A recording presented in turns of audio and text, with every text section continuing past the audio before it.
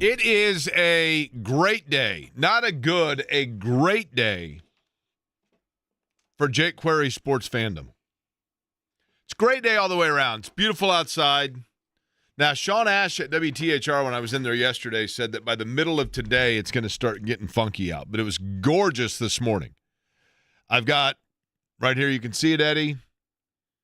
You know what? I need to pull around our signage there.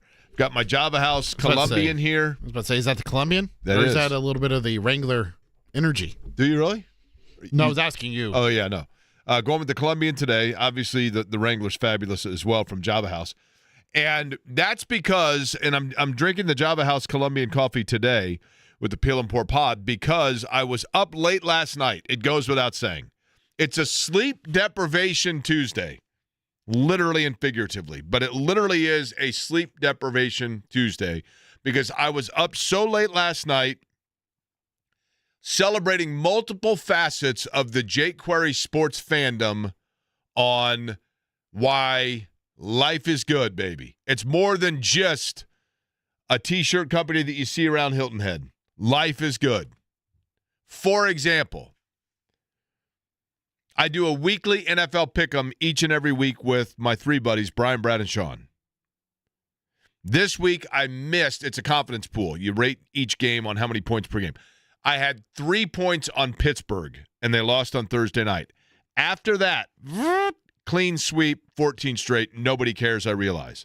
It does make me realize, man, what would happen if I'd won a 14-game parlay? But swept the week. Because the NFL, to an extent, now you can look at some games and immediately go, I got a pretty good feeling about this team or that team. This was a tough week, actually, because I thought there was a lot of looking in the mirror for teams. But that's not why you folks want to hear what has me excited this morning, because nobody cares about that individual stuff, like my fantasy team, which continues to struggle in the Chicago's Pizza Fantasy Football League for Query and Company.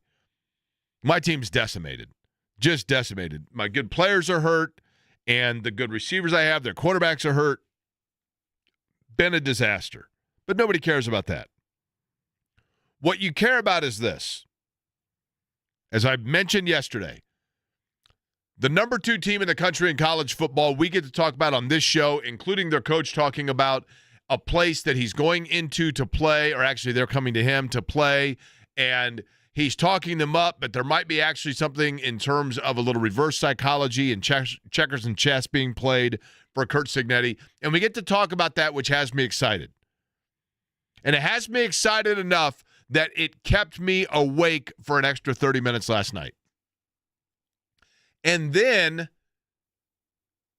maybe it might be that I'm excited because I know that the NBA season is getting set to take place on Thursday. And there's a promotion for Starting Five, the Netflix documentary that features me prominently. You might think that's why I'm excited. It's not. There is? Yes. I haven't seen that. Well, I'll send it to you.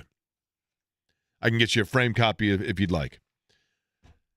That's not necessarily the entire reason I'm excited. Maybe it's because my Toronto Blue Jays, who I've now been a diehard fan for almost 8 weeks, and Alejandro Kirk and George Springer springing them into the World Series, the first time since 1993, and defeating the Mariners, who I thought got a little big for their britches. And so the Blue Jays winning the ALCS, maybe that's why I'm excited today and slept for another, or stayed up another 45 minutes on this sleep deprivation Tuesday. But actually, and it's not the fact that the Colts right now are the best team in the National Football League. It's this. Eddie Garrison, I ask you, and good afternoon to you, everybody. This is Query & Company here on 93.5 and 107.5 The Fan. My name is Jake Query. Eddie Garrison is the president of the company here at Query & Company. And Eddie, if there's one thing you know about me when it comes to the Indiana Pacers, it's that I have a schoolboy crush. I have a major fandom. I have a completely non-objective, totally biased infatuation with the style of play and the contribution of one member of the Indiana Pacers. And Eddie Garrison, that member is who? I'm asking you as a trivia question. That would be one of Aaron Nesmith. Aaron Nesmith indeed. And Aaron Nesmith, we now know, is going to be a Pacer even longer because Aaron Nesmith, it was announced yesterday, gets a 2-year extension, nearly doubling his salary to stay with the Indiana Pacers. And so this is the thing about Aaron Nesmith. Aaron Nesmith, to me, is a little bit like, hear me out on this, Tyler Warren for the Colts. Now, Tyler Warren is, the Colts right now in what they are doing offensively is historically unique. Historically unique. They are scoring at a clip and with an efficiency that is unprecedented in the last 25 years in the NFL. We have talked about the fact, and we'll continue talking about the fact, that from a defensive standpoint, there are areas that Indianapolis, the Colts, absolutely needs to shore up. Because I still go back to this slight concern and worry that while they're scoring a gabillion points, that late in a game in December or January in the playoffs, whether it be on the road or here, that you don't want to put the ball into the hands of a Patrick Mahomes or a Josh Allen because that's where you've got to get a stop, and I'm not totally confident yet in their ability to get that stop. But offensively, they are clicking on all cylinders. The Colts are. And such a big part of that. And I thought of this last night at about 3:48 in the morning. I was sitting there, and I was in my euphoria, figuring out which Blue Jays hat I was going to wear today, and I was going through my closet trying to find my Blue Jays shirt because I've been a diehard for almost 8 weeks now, and I was sitting there in all of this this glory and basking in all of it, staring at the ceiling, and then the brain dropping hits me at 3:48 in regards to Tyler Warren, okay? And how it relates to Aaron Nesmith. Did you ever, Eddie Garrison, when you were a kid, have an ant farm? No. Are you familiar with the premise of an ant farm? Sure. So I had an ant farm when I was a kid. And I would sit and watch this ant farm, and I found it fascinating. And one of the ways in the ant farm that you would feed the ants is you would put like a little breadcrumb in there, and then they would, like, it was fascinating to watch all the ants of how they worked. And there's one ant in the ant farm that is like the worker ant, and you would drop the breadcrumb in, and there was one ant that was like bigger, stronger, faster than the other ants, and he would go and get the breadcrumb. And then once he got the breadcrumb, like everything opened up because every ant was digging tunnels to get to the ant that had the breadcrumb. And in doing that, in digging their tunnels to get to the ant with the breadcrumb, now all of a sudden, once they were done eating, an ant that wanted to go anywhere could go anywhere he could in the ant farm because there was a series of tunnels that they could navigate all over the place. And all of those tunnels were facilitated by the fact that every ant had the attention of one ant in the middle. And it dawned on me last night that Tyler Warren is that ant for the Colts. Not because when he doesn't have to have the breadcrumb to be that ant. But the rest of the defense is having to, at all times, the one person that they're watching is Tyler Warren.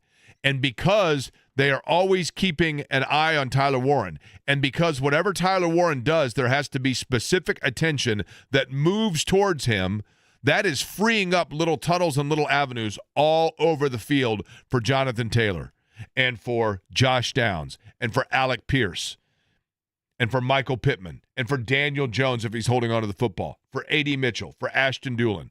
Everything is funneling off of the subtle attention that is being paid of all eyes gravitating and moving towards Tyler Warren. And he is that one big ant that's moving around the ant farm, and everything is feeding off of that. I really believe that about this Colts offense. Now, Jonathan Taylor is having an MVP-level season, but Tyler Warren is the guy that facilitates for so many things because you have to be aware of where he is when he is lining up in the backfield, when he is taking a quick, just a bubble screen, if you are throwing to him in a slant 18 yards downfield, if you're throwing it to him when he gets behind a defense. You have to be aware of him at all times. Aaron Nesmith is not necessarily that in terms of his offensive versatility. He is not a guy that is a mid-range jumper pull-up guy. He is not a guy that blows around you and gets to the basket. He doesn't have the offensive versatility necessarily of a Tyler Warren. And he certainly isn't the guy, it would be naive to think otherwise, that is the one that defenses are constantly keeping an eye on everywhere he is on the floor. But the one thing that he is, much like Tyler Warren, is he is a guy that is willing to help you and can help you and contribute to his team in a number of different ways. And that alone makes him a guy that you have to be aware of when you are scouting the Indiana Pacers. Because you say to yourself, look, we got to kill the snake at the head, and we've got to get after the point guard. Tyrese Halliburton, obviously, in this year, we're talking about Andrew Nembhard or TJ McConnell. Fine. So we're going to lock down on that. And then, but we've got to be aware of Pascal Siakam on the low block as well. Okay, fine. So we'll back down on that. We don't have to worry as much about a center popping out because we haven't, even though Indiana has shown in the past they like to do that, we don't necessarily have to worry about that, at least so far this year. Fine. Okay, so we got things kind of covered here. We've got our low and our high defense covered. Oh, wait a minute. Did you watch the playoffs? Yes, we did. Who did Indiana beat in the Eastern Conference Finals? New York. That's right. Tyrese Halliburton had that shot at the end that hung way up in the air and then dropped through and everybody went crazy and then they had to come back to overtime. That's correct. But what nobody remembers is what got them to that position is Aaron Nesmith went crazy and hit like 5 threes in 35 seconds. I'm exaggerating, I realize, but you get my point. Because you have to be aware of where he is all the time because he doesn't necessarily go out and force himself offensively into sets. He lets it come to him, but no matter where he is on the floor, he can get you out of situations. And he can do so in a number of different ways. He can score on the wing as a three-point shooter. He can facilitate as a passer. He's a very good defender. He can keep the number of plays that were kept alive during the Indiana Pacers' miraculous run that were kept alive because of a tip by Aaron Nesmith, because of a proper placement by Aaron Nesmith, because of a switch by Aaron Nesmith, because of a pass by Aaron Nesmith. Like, I love Aaron Nesmith, and I think he is such an important and underrated aspect of what it is that Indiana does that I love. I celebrate. I love. Hold a parade for the fact that Aaron Nesmith is going to be here for 2 more years. Love it. Love it. But, Eddie, that comes at not necessarily the cost of, but I think Indiana and the Pacers and Chad Buchanan and Kevin Pritchard and Rick Carlisle, I think they knew that financially speaking, they needed to figure out which basket they were going to put their eggs. And the other player that comes into play is Benedict Mathurin. And Benedict Mathurin is undoubtedly a major piece, especially this year for the Pacers. But I think the Pacers know that with Benedict Mathurin, you're kind of at a crossroads here because I think the Pacers knew they have to be careful in terms of what they commit to him and probably what, in an extension, if you were going to extend Benedict Mathurin, you don't want to overpay right now not knowing exactly what his role is going to be once you are back and full healthy again. And I think they also know and understand and respect and realize that if Benedict Mathurin goes out this year and has the kind of year that is widely expected or anticipated of Benedict Mathurin, then he's probably going to average, what would you guess, Eddie, is going to be a realistic, if you had to put the over-under, points per game of Benedict Mathurin on the regular season, where do you put it? 22.5? Ooh, boy. That's going way up there, right? Well, you have to remember, Jake, he's unlike most of the other players on this roster. He finds ways to get to the foul line. So I understand that. 22 and a half is a lot of points, though. Well, who else is scoring? Understood. Pascal, he'll probably average around 20. I mean, Siakam's going to be up there, right? I think Nembhard probably gives you, 12 to 14? I mean, he averaged 16 a game last year. Nesmith will give you, 11 to 13, 15? You're right in the fact that, you're missing the scoring of a Miles Turner. But either way, I would say 18 and a half. He averaged 17 as a rookie, 15 as a sophomore, and 16 as a junior last year. Okay. I'll go 18 and a half. Because I do think you are correct. There are going to be nights he's got 35. Then there are going to be nights where you're like, what happened to Benedict Mathurin last night? You know what I mean? But either way, even if it's 22 and a half or 18 and a half, there is going to be a franchise that is in need of a frontline scorer or a backcourt mainline scorer for them that will make an offer to him and pluck him away at a value or a cost that exceeds what Indiana is going to be able to pay. I will say this. I'm fascinated in this regard just based off of the fan jam, inter-squad scrimmage and the preseason games. It does look like they're asking him to be the top guy defensively. They're asking him to go take on the Donovan Mitchells, the Jalen Brunsons, the opposing team's best offensive player. And if he can do that, that's only going to up his value. Now, it's worth noting He is a restricted free agent, so whatever offer a team makes, the Pacers will have the opportunity to match it. I just think the Pacers, and this is the reality, I think that it comes down as simply as this. This is at no knock on Benedict Mathurin, who's a wonderful talent, a wonderful player, and by all account, a really good guy. I have no reason to believe he's anything other than any of those things, right? But he has always, to me, felt like the one guy that I'm not going to say doesn't play well with others. That comes off the wrong way. But his playing style, his area of strength is a more isolated area than it is the rest of his teammates and the rest of the style that Indiana plays. Now, there are games where Benedict Mathurin absolutely bailed out his teammates. No question. NBA Finals, Game 4, Benedict Mathurin, or was it Game 3? Game 3. Benedict Mathurin was the guy that put them on his back, right? And then in Game 4, the other side of Mathurin came out. But it's just his style of play. He's going to score a lot of points this year, but one would assume that is coming at the cost of the same offensive fluidity that Indiana was used to running, with Halliburton and Miles Turner being critical parts of that. And that is going to be something that they try to return back to when Halliburton obviously is back. So you have to retweak that. And if you are allowing Benedict Mathurin this year to individually grow and work on the areas of his game that need to be polished, those areas are areas that would be great for Benedict Mathurin and are great for the 2025-26 Indiana Pacers.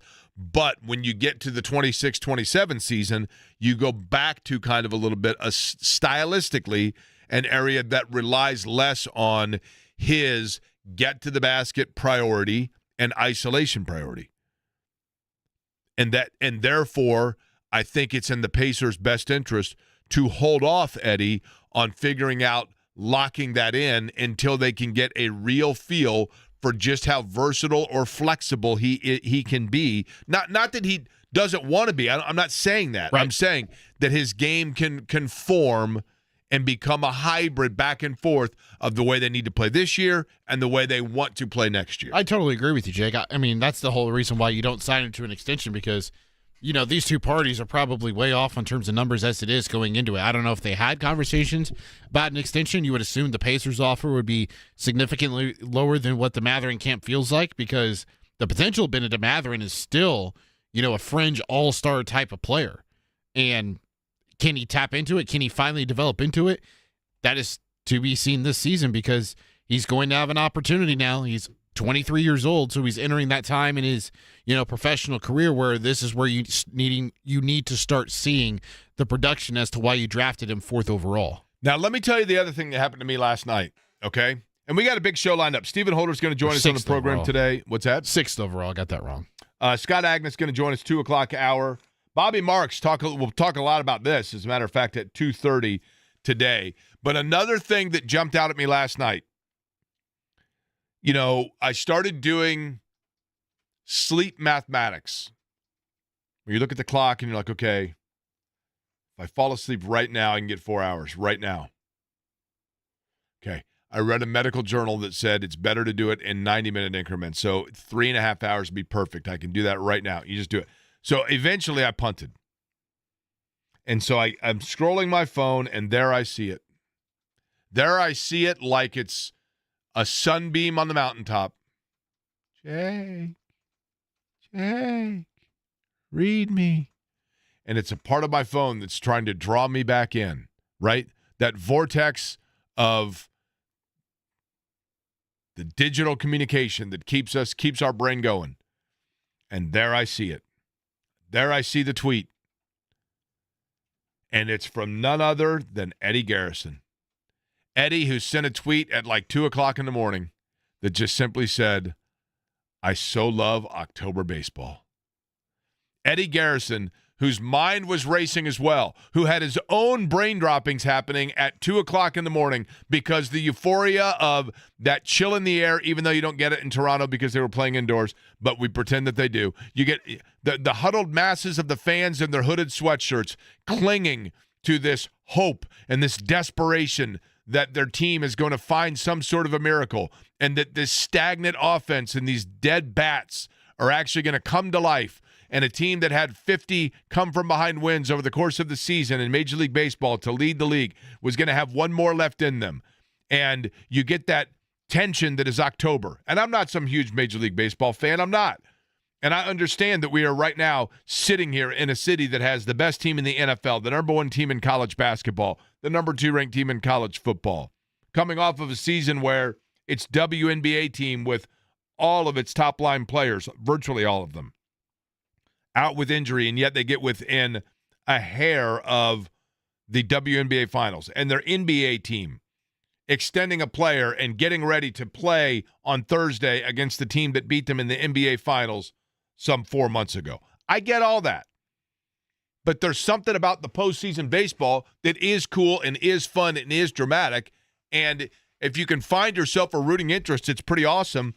And I had it last night, and Shannon is dead asleep. I mean dead asleep on the couch. And Springer's up, and my cousin's texted me, and he's like, need the bats to wake up. And I'm like, man, I have a feeling I feel like a double play coming or a ground out or something. And then it happens. And then it happens, and it goes off into the sky, and the Toronto radio's going crazy about it, and some idiot sends a thing saying it's the biggest home run in Blue Jays history when the Blue Jays are the last. Eddie, you can't be agreeing with that. No, I'm just saying it can be one of them, yes. But it's not the one. Yes, correct. When you have a guy in your franchise history that hits a walk-off World Series home run, bada boom, bada bang, end of story, everything else is playing for second. But nonetheless, George Springer hits that home run last night. It was awesome. You don't have to be a baseball fan. You don't. It helps to have a rooting interest in it, but it was awesome. Just absolutely cinema, Jake. You loved it, huh? Oh, yes. And who were you rooting for? You like Seattle, though, right? I like both these teams, quite frankly. I'd agree. They're both pretty likable. You were rooting for who in the World Series? Toronto. Let's go. Sorry, Mom. Does your mom not like Toronto? She's a Dodgers fan. Okay. Well, it's the Dodgers and the Blue Jays, and I'll be happy if it goes 5. But we'll take 5. We'll come back. I want you to hear from Rick Carlisle. He joined the guys this morning. He said something very interesting about development. And yes, there is Colts news to get to. We will get to that. We will discuss also some of the things that the Colts have to think about in relation to what happened with Aaron Nesmith. We'll get to all of it. Other side.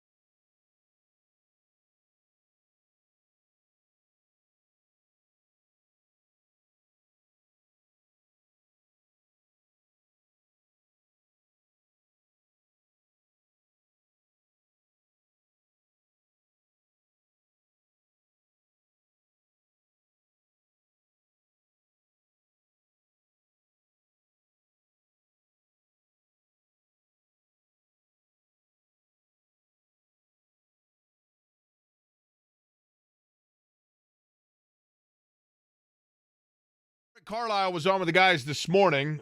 It's always cool that he does that. Hopefully they continue that over the course of the year, talking about Cam Jones, the rookie that was involved in that incident yesterday that admittedly, and I'm not here to carry the water of professional athletes, things like that. I mean, I'd like to think that I'm pretty down the middle with stuff. That is one situation, it would appear, and you keep your fingers crossed on this, that Rick Carlisle was correct there, and it makes for a pretty saucy headline, understandably so. But I think what it comes down to is, I don't know this, but by all account, it seems as though Cam Jones was on his way to practice. He was running a little behind, no excuses there. But he was speeding on 65, and it was a construction zone, I believe, which is, pretty egregious. But in terms of the fleeing, I think it was probably more that he was looking for a place to be able to pull over. I'll tell you this much. I'm not in any way, shape, or form saying that you need to flee from police. I'm not saying that. On a side note, what in the world is going on, I mean, you can say this about a lot of places, but has anybody here tried to drive Keystone southbound between 75th and 65th Street recently? What in the absolute flipping heck is going on? I mean, it's like right turn, left turn. It's like literally when you drive Keystone right now southbound between 75th and 65th, you're playing car Tetris. That's how I feel driving downtown too, Jake. Totally. Illinois is blocked off. I mean, they blocked off Market Street. But the difference with that, downtown at least, everything's so foobar, you just know it and you ain't going anywhere. When you drive down Keystone, you're playing car Tetris because you're sitting there and you can actually hear the whole time because you're driving and you turn your car sideways and then you're back to square and then you're to the right side and before you know it you literally go 2 blocks completely going sideways. What in the world is going on? Yes, this is what it sounds like the whole time. I remember in college, true story, I had a guy in college I knew that had a Game Boy with Tetris, and he was like super stoked because he was on this marathon hour, like 6.5 hours into it, where he was closing in on like 1 million points on Tetris, and the battery was dying, and he was like trying to figure out how he could change the battery. It was like George Costanza with the Frogger. The battery ended up dying on him. So Aaron Nesmith is extended as an Indiana Pacer. Rick Carlisle talked about it this morning, and I think one of the things that is fascinating with this, sometimes in life, things just have to work your way. Sometimes you just get those days where you're like, man, everything fell my way. I got every green light. I pulled into work, and there was there was one parking spot. It was in the front row. The guy's pulling out right when I pulled in. The elevator, unlike the one that I got stuck in today for 20 minutes in our building, the elevator was working and was right there waiting for me. Sometimes things just go your way. You know what they say, Jake. If you're a good person, good things will happen to you. Like you've been a good person, and that's why you're working with me now instead of Mark Dykton. Okay. I like that Mark, but I don't know if you know this or not. That guy gets 54 weeks a year of vacation. It's incredible. Really? Yeah. But when it comes to the Pacers, and last year and the era that we're in with Pacers basketball, sometimes you need a little luck, right? Paul McCartney sang it. The Pacers, I think, believe it. Because when it came to acquiring Aaron Nesmith, things just began to work out. And I'll explain and elaborate in a second. But first, here is Rick Carlisle this morning talking about Aaron Nesmith and the decision and the process of now signing him to a contract extension. Well, it's been great to see and be a part of. I think the bottom line is he's a proven starter for us. The opportunity to extend a guy a couple of years. So now I think he's under contract for 4 years, including this year that we're headed into. So it's great news for the organization. He's very happy about it. There's just been a lot of growth.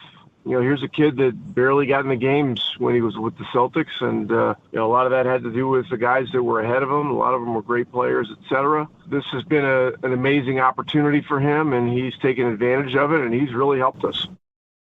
Now, one of the things that Carlisle talked about was this. The Pacers were in a situation where they had Malcolm Brogdon. Good player. Malcolm Brogdon was a really good player and was one that I think that they had very high hopes for when they acquired him. Congrats to him on retirement, by the way. And yeah, he just and it's interesting when you talk about his retirement. Brogdon is a guy, I mean, he's still living, was a very cerebral player. And he came from kind of an education-based background in terms of his parents, the influence. Very intellectual guy. Not to say other players aren't, but he was very business-minded. And when Malcolm Brogdon was a Pacer, and I thought he was a really good player, and he did good things for them, and it was kind of a coup when they had gotten him out of Milwaukee. But when Malcolm Brogdon came to Indiana, the one thing, and there's kind of no way to really know how these things are going to work out, but one thing about Malcolm Brogdon that you can say is basketball was always for him a business. And part of that business was protecting himself and his body and making sure that he was always extending his playing time in his career, which ultimately ended up being ironic because the chronic injuries and some of that missed time probably are how he started to fall out of favor with some teams and then ultimately announced his retirement just under a week ago, okay? And that's after having signed with New York back in September. But Brogdon, at any rate, they trade him, the Pacers do, and they knew they were starting over. They literally knew, like, we're just starting from scratch here. And when they traded him, the Pacers, they traded him to Boston for basically like I'm not going to say the junk drawer of the roster, but just kind of this hodgepodge. I thought Daniel Tice was going to be the enforcer they needed. I really did. I remember thinking when they made that trade and, it was Malik Fitz and Jawan Morgan and Nick Stauskas and Daniel Tice and Aaron Nesmith. And Nesmith was probably the prize name in there because he had been a lottery pick in the same year as Romeo Langford.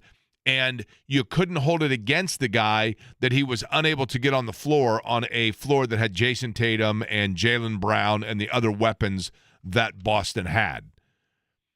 But at any rate, it was like, yeah, this kid from Vanderbilt, and like he was a pretty good shooter in college. That's about all we knew about him. And so they get him, and what I'm getting at is sometimes in life you just don't know how things are going to work out, and sometimes you just kind of get lucky. And if you look at teams that have great success, and no matter the sport, the Colts right now, the Colts are 6-1 and are humming along and playing historic level of offensive football because Daniel Jones is doing every single thing that they need done. And every time that Shane Steichen pushes a button, Daniel Jones is the elevator with the doors already open. And every time Shane Steichen is looking for a parking spot, Daniel Jones is the guy that just happens to be leaving, and now that spot is immediately open. Everything that Shane Steichen has needed to have done, Daniel Jones has delivered. And I don't know that they anticipated that. But you need a little of that luck. You need a little luck to have Tyler Warren fall into your lap during the draft and have the Chicago Bears decide they'd rather have a blocking tight end than a receiving tight end and not doing enough tape research to realize that Tyler Warren is both a blocking and receiving tight end. You need a little luck that comes that way, and it springs everything free, right? And so the Pacers with Aaron Nesmith, I think that's exactly what happened. Do I think that they knew he was a good player? Yes. Do I think they knew through exhaustive research and scouting that he is a good person? Probably. But I don't think that they knew he was going to be this kind of a player. And he literally is the $20 bill that you find in your jeans when you're doing your laundry. Like, it's great, right? When Neesmith was traded for in that trade in July of 22, Rick Carlisle happened to be in South Carolina because he spends a lot of time down, I think, for Carlisle. I don't know if it's Hilton Head or Kiowa or what island it is, but he spends a lot of time in South Carolina. And Aaron Neesmith's hometown is Charleston. And Rick Carlisle called Aaron Neesmith to welcome him and congratulate him and whatever else. And they're right there in the same area, and they immediately start talking. And Neesmith essentially had this mentality of, I'm ready to get to work now. Not tomorrow, not next week, now. Okay? You know, it's now, Eddie, close your ears because spoiler alert here. It's like the warden in Shawshank. Not after breakfast, not tomorrow, now. That's when Aaron Neesmith was ready to get to work. And he is a guy that, you know, he has siblings in medical school. There's just this drive about him, I think, that is inherent. And he is an important piece of what they want to do going forward because I think that professionalism, that maturity, that drive, and that maturity is what you want. And I think it rubs off. I do. I think it has impact and effect on the rest of the roster. I'm still glowing from last night, Eddie. Can you tell that I am just swept up in my Blue Jay fandom?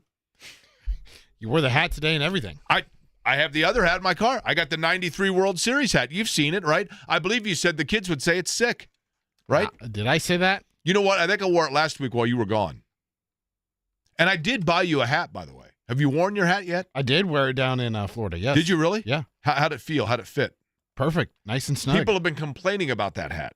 Really? They've been saying that the monogram of the new Indy logo for the Indianapolis Indians is too convoluted. I think actually it's like that Magic Eye thing. They just can't see it. Once they see it, they can't unsee it, right? There's like 3 different eyes in it.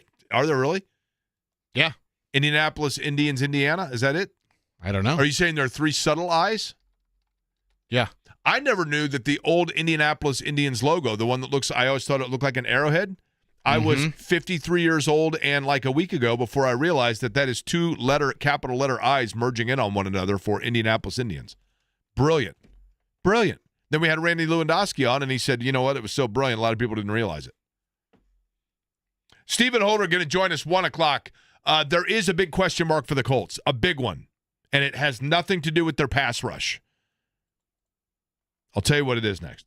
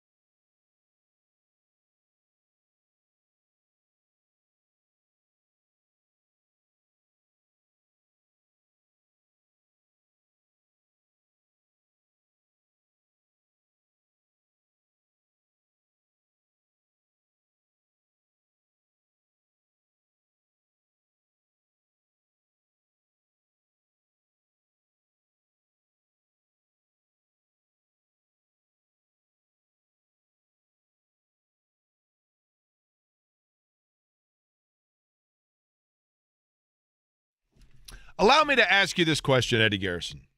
Okay, I'll allow. Is it possible for you to hear this song from Joan Jett without thinking about the fact that she was rumored to have been romantically linked to Carmen Electra?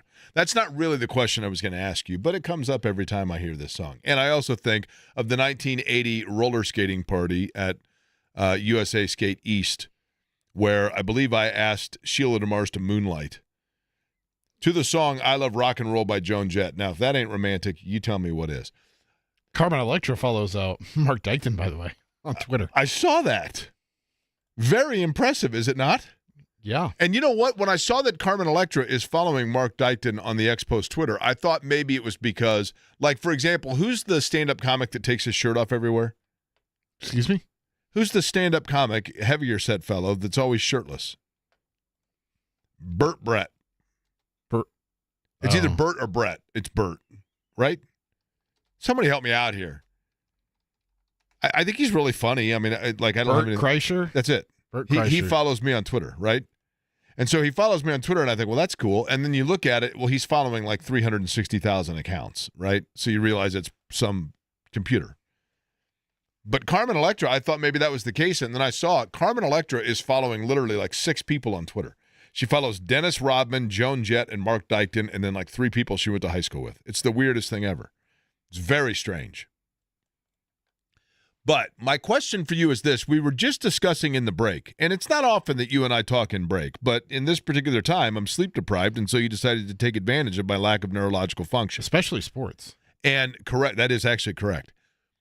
And we were discussing I remember years ago, maybe it's time to bring back this old little gym for the question of the Colts that I have. Many moons ago, the Colts and Pacers were not unlike the situation that we are right now. So would you say that is back in your day, Jake, or back in the day? Back in my day. That's right. I walked uphill to work 5 miles in the snow both ways. Got to Channel 6, and Dave First and I were working together. And I said, the Colts are the best team in the NFL by a long shot. Peyton Manning's in his prime. And nobody's discussing it right now, but the Pacers are like on their way to win 60 games. So I did a lighthearted, fun story where I took every player on the Pacers roster and said who their Colt equivalent was. This is the one that got me in trouble because at the end of the story, true story, I said to Reggie Miller, are you the Mike Vanderjagt of the Pacers because you're really cocky, you win games in the end by hitting something worth 3 points? And Reggie Miller laughed and said, no, because I don't want to be called an idiot kicker. Liquored up kicker.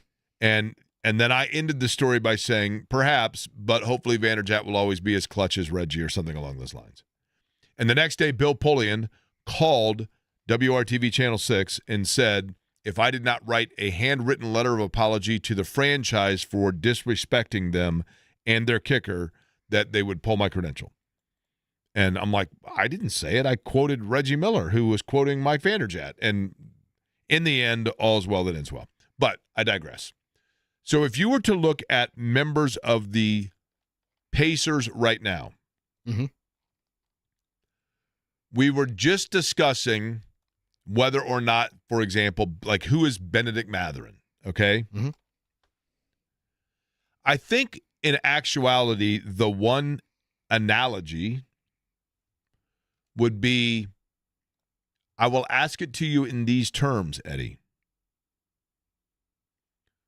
Who is the Colts' Aaron Nesmith? And I know that I said on the field it's Tyler Warren, but I'm talking about just in terms of the representation, the molding and meshing, the contribution level. There is, and I know that I said Tyler Warren in the fact that he is a jack of all trades is what Aaron Nesmith reminds me of. But situationally, there's a guy for the Colts that I think is similar to what Aaron Nesmith has just gone through. Michael Pittman Jr.? Close. I think it's Alec Pierce. Because so Pittman Jr. would be kind of like Mathurin, and the fact that he's very talented, he gets, because of his position, initially you assumed that he was a selfish guy. You now realize he's a very selfless guy. I'm talking about Pittman. But Pierce, I think, is Neesmith because... Could Daniel Jones also be Aaron Neesmith? I think Daniel Jones is probably Halliburton. He's the guy that, like, you got him wanting to see whether or not you could re-jumpstart what you saw as a foundation early in his career in the first stop, and then it all comes together, and you're like, whoa, this is the centerpiece. But Alec Pierce, to me, is like Neesmith in this fact. Pierce is a guy that early in his career you started to wonder whether or not he was ever going to be able to get footing and blossom. In Neesmith's case, it's come in stop number 2, not stop number 1. But once he showed that he has grown, so I'm talking situationally, not X's and O's wise. Once you saw that Neesmith, in fact, had developed before your very eyes, then came the challenge of how you were going to re-sign him and make sure that you were keeping him, even though you already had him essentially on value. And I think Alec Pierce is at that situation and is approaching that fork right now because he was a young player that we almost cast off and forgot about. And I think many of us thought maybe, in fact, you move on from it. And then he started really blossoming and growing, and you realize that once he was around the right people around him, whoa, this guy's capable of doing some things on his own, even be above and beyond what we thought his ceiling was. And so therefore, he becomes a positional priority of maintaining and sustaining on your roster. And therefore, the one problem the Colts may have right now, but I think that there could be solution to it, is I think they know they have to extend Alec Pierce. He is becoming a critical part of their offense and an integral part. Yes, when Daniel Jones drops back, his first priority is probably to find Tyler Warren. His second priority is probably to find Michael Pittman Jr. or vice versa. But the defense knows you can't let go of Alec Pierce. Tyrese Halliburton, when he's coming up the floor, his first priority is probably to find where Pascal Siakam is. His second may be to find where Nembhard or Matherin is. But when all else breaks down, he knows he can find Aaron Neesmith. Now, Neesmith, in terms of the versatility of what he can do, is why I said Tyler Warren, because Warren can play anywhere. But you get my point. Pierce is growing into a very integral part offensively of what they do and what they rely on. And so, therefore, he is creating a situation where his play has created a situation where the Colts are going to have to address this. And financially speaking, you do begin to wonder when you look at some of the pieces they have. Yeah, they got Warren on a rookie deal, and that's wonderful. And they just extended Pittman. And they have Buckner making a lot of money and Quentin Nelson making a lot of money. And now you know that Daniel Jones, you're going to get out from underneath the contract, even though it's a rookie deal. You're not going to have to extend Anthony Richardson probably. And Jones is the guy that you do that to, assuming, knock on wood, that he stays healthy. I think we have seen enough body of work now to say this is not a fluke. Daniel Jones is the guy. So he's going to make a ton of money. And you've got to figure out where to get that money to keep Pierce in the fold. I think they restructure some guys, whether it be Pittman, whether it be Nelson, Buckner for that. I think there are guys that are going to come and say, okay, you can restructure me here, restructure me there, whatever else. And the reason this Colts offense is as good as it is because it is unbelievably balanced. Unbelievably balanced. Stephen Holder joins us. We'll talk about that and more next.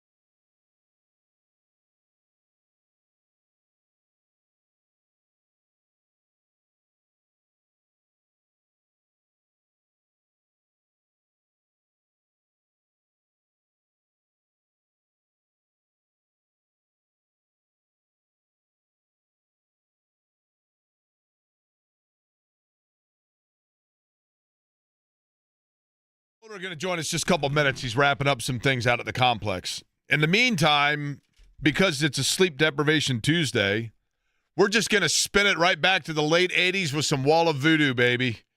Eddie and I are just going to sit here talking about eating barbecued iguana. This song is so strong. I love Mexican radio. Now, what made you think of that song, Eddie? I love it. No idea, Jake. But you like that tune, don't you? Mm-hmm. You know, it bangs, as the kids say. Right? Isn't that what they say? I don't know if they say it bangs anymore. Before we get to Stephen Holder, I wanted to play this just because it's the beauty and the magic of radio. Radio is, you know, I get it. I totally understand it. We are rapidly moving in a direction where all industries and all technologies are changing. But there is something about live radio that is just different. And maybe I'm speaking as an anachronism because of my profession. But I totally understand and respect. Last night, I sent yesterday that text asking for people to as a roll call, and I had 266 messages. And last night, while I was watching the baseball game, and yes, some of it I just sent like an emoji, but I made it a point to respond to every single person. We got just over 40 on the text line yesterday, so over 300 people. Yeah, and I talked to a couple. I talked to one of our female listeners who was excited to try out Java House, for example, which I greatly appreciate. And whenever I talk to people, I always ask them the same thing, and it's very important to me. Jake 25 for 25% off your first order. Thank you, Eddie. You know, it might be for your second order, too. I don't know if they're hip to that yet. But nonetheless, radio has an ability that other mediums don't. And it's the personal connection. It's the feeling of when you're talking on the radio or when people are listening to me. And I had a long conversation with a listener about this yesterday, about the importance of this show or whatever it is that you listen to on live radio, giving you the ability of human interactive communication. And live in the moment. It's so important to so many people. And you don't take it lightly. I don't take it lightly. It's the best thing about doing this job. Is it fun to talk sports? Sure. Is it fun to go to games? Sure. But it's also fun to know, and I take it with the utmost level of, hopefully, respect to the craft, of the understanding and the privilege of being able to talk to and communicate with people. Even if it means later they just simply text me, hey, you said this or you mentioned this, and I wanted to ask you about that. You don't get that in anything else. And I hope that never goes away, and I hope people understand that never goes away. And the same is true with live sports play-by-play. When you listen on the radio, it is still a marriage between sport and radio because it is the human emotion that exudes via the transmission of your radio, and you just don't get it in other things sometimes. TV, yes, you can see the euphoria. But with radio, there is a magic to your own imagination, your own digestion and ingestion of the word as it's coming through, and then feeling this immediate connection and bond with the enthusiasm of the person on the other end that's describing to you what is euphoric or at times catastrophic. So last night, for example, George Springer hits a 3-run, and I get it. Nobody in this town cares about the Blue Jays and the Mariners, perhaps, but they do care about big-time moments in sports in the ALCS. And so last night, with the World Series on the line, the Blue Jays are down to their final, 9 outs. They're down 2 runs. George Springer, who I believe has 10 now, lead-changing home runs in postseason history, comes to the plate. And this is how it sounded last night on the Blue Jays radio network. First real scoring chance for the Blue Jays since the first inning. 1-0 pitch. Swing and a fly ball. Left field and deep. Arozarena turns. Gone!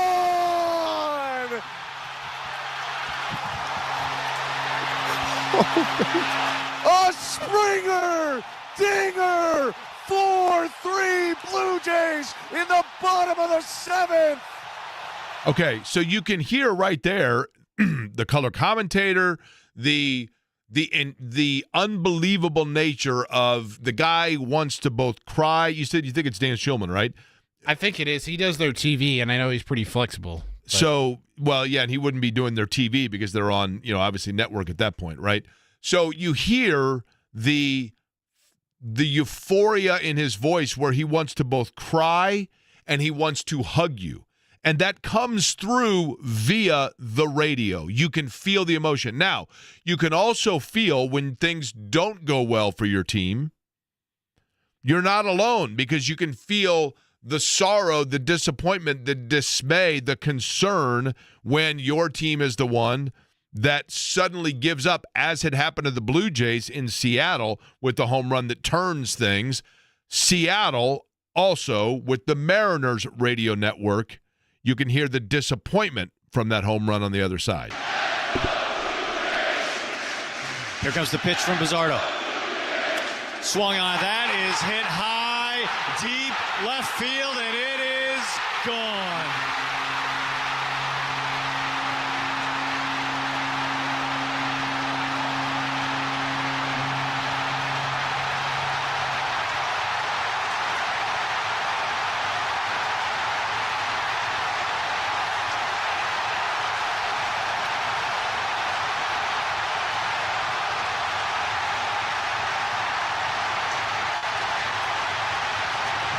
George Springer, 3-run home run. Blue Jays lead 4-3. That's a guy right there.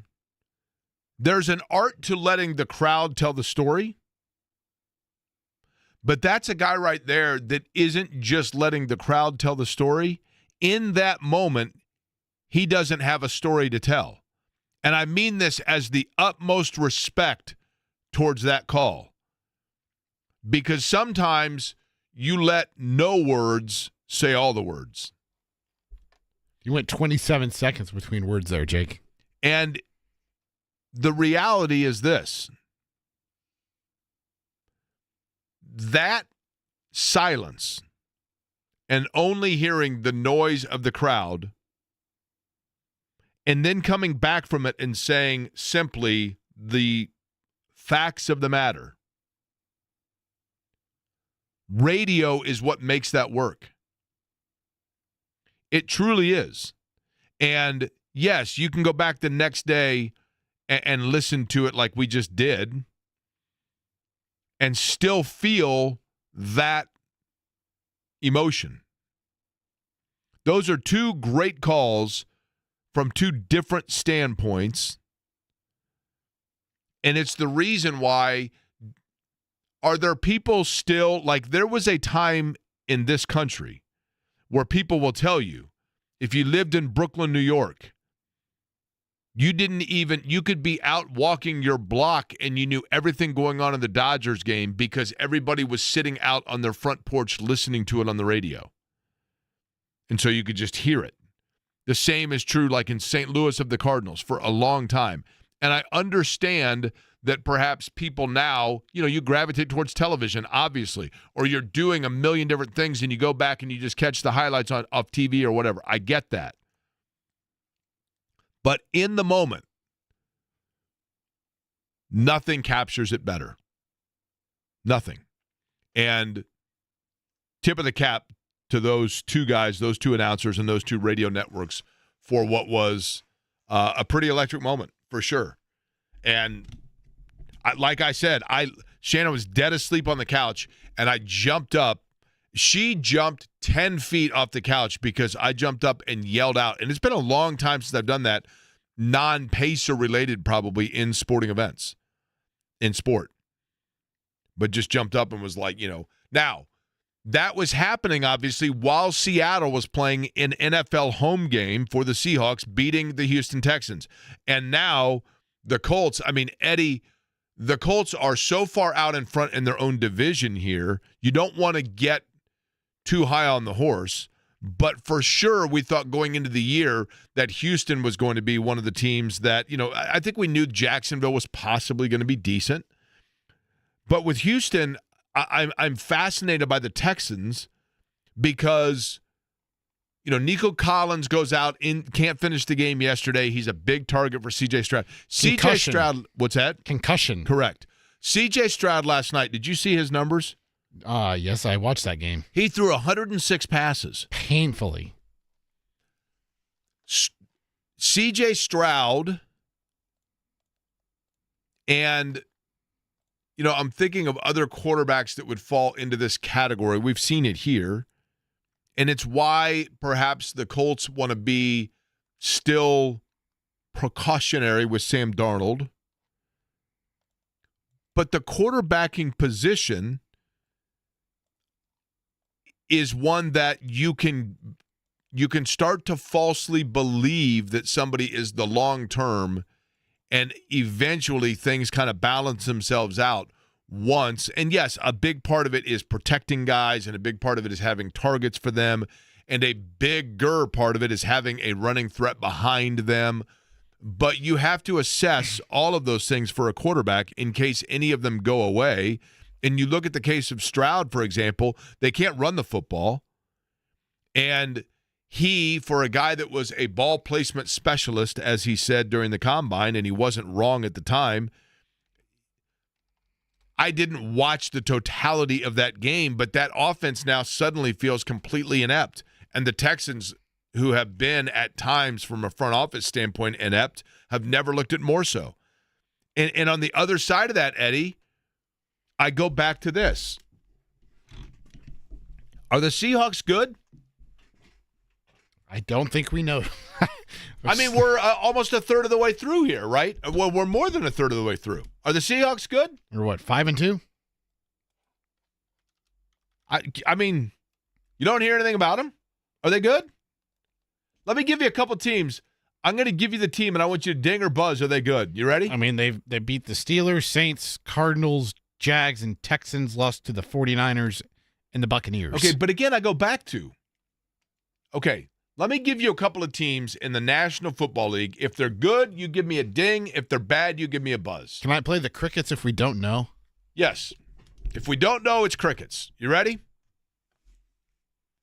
The New England Patriots.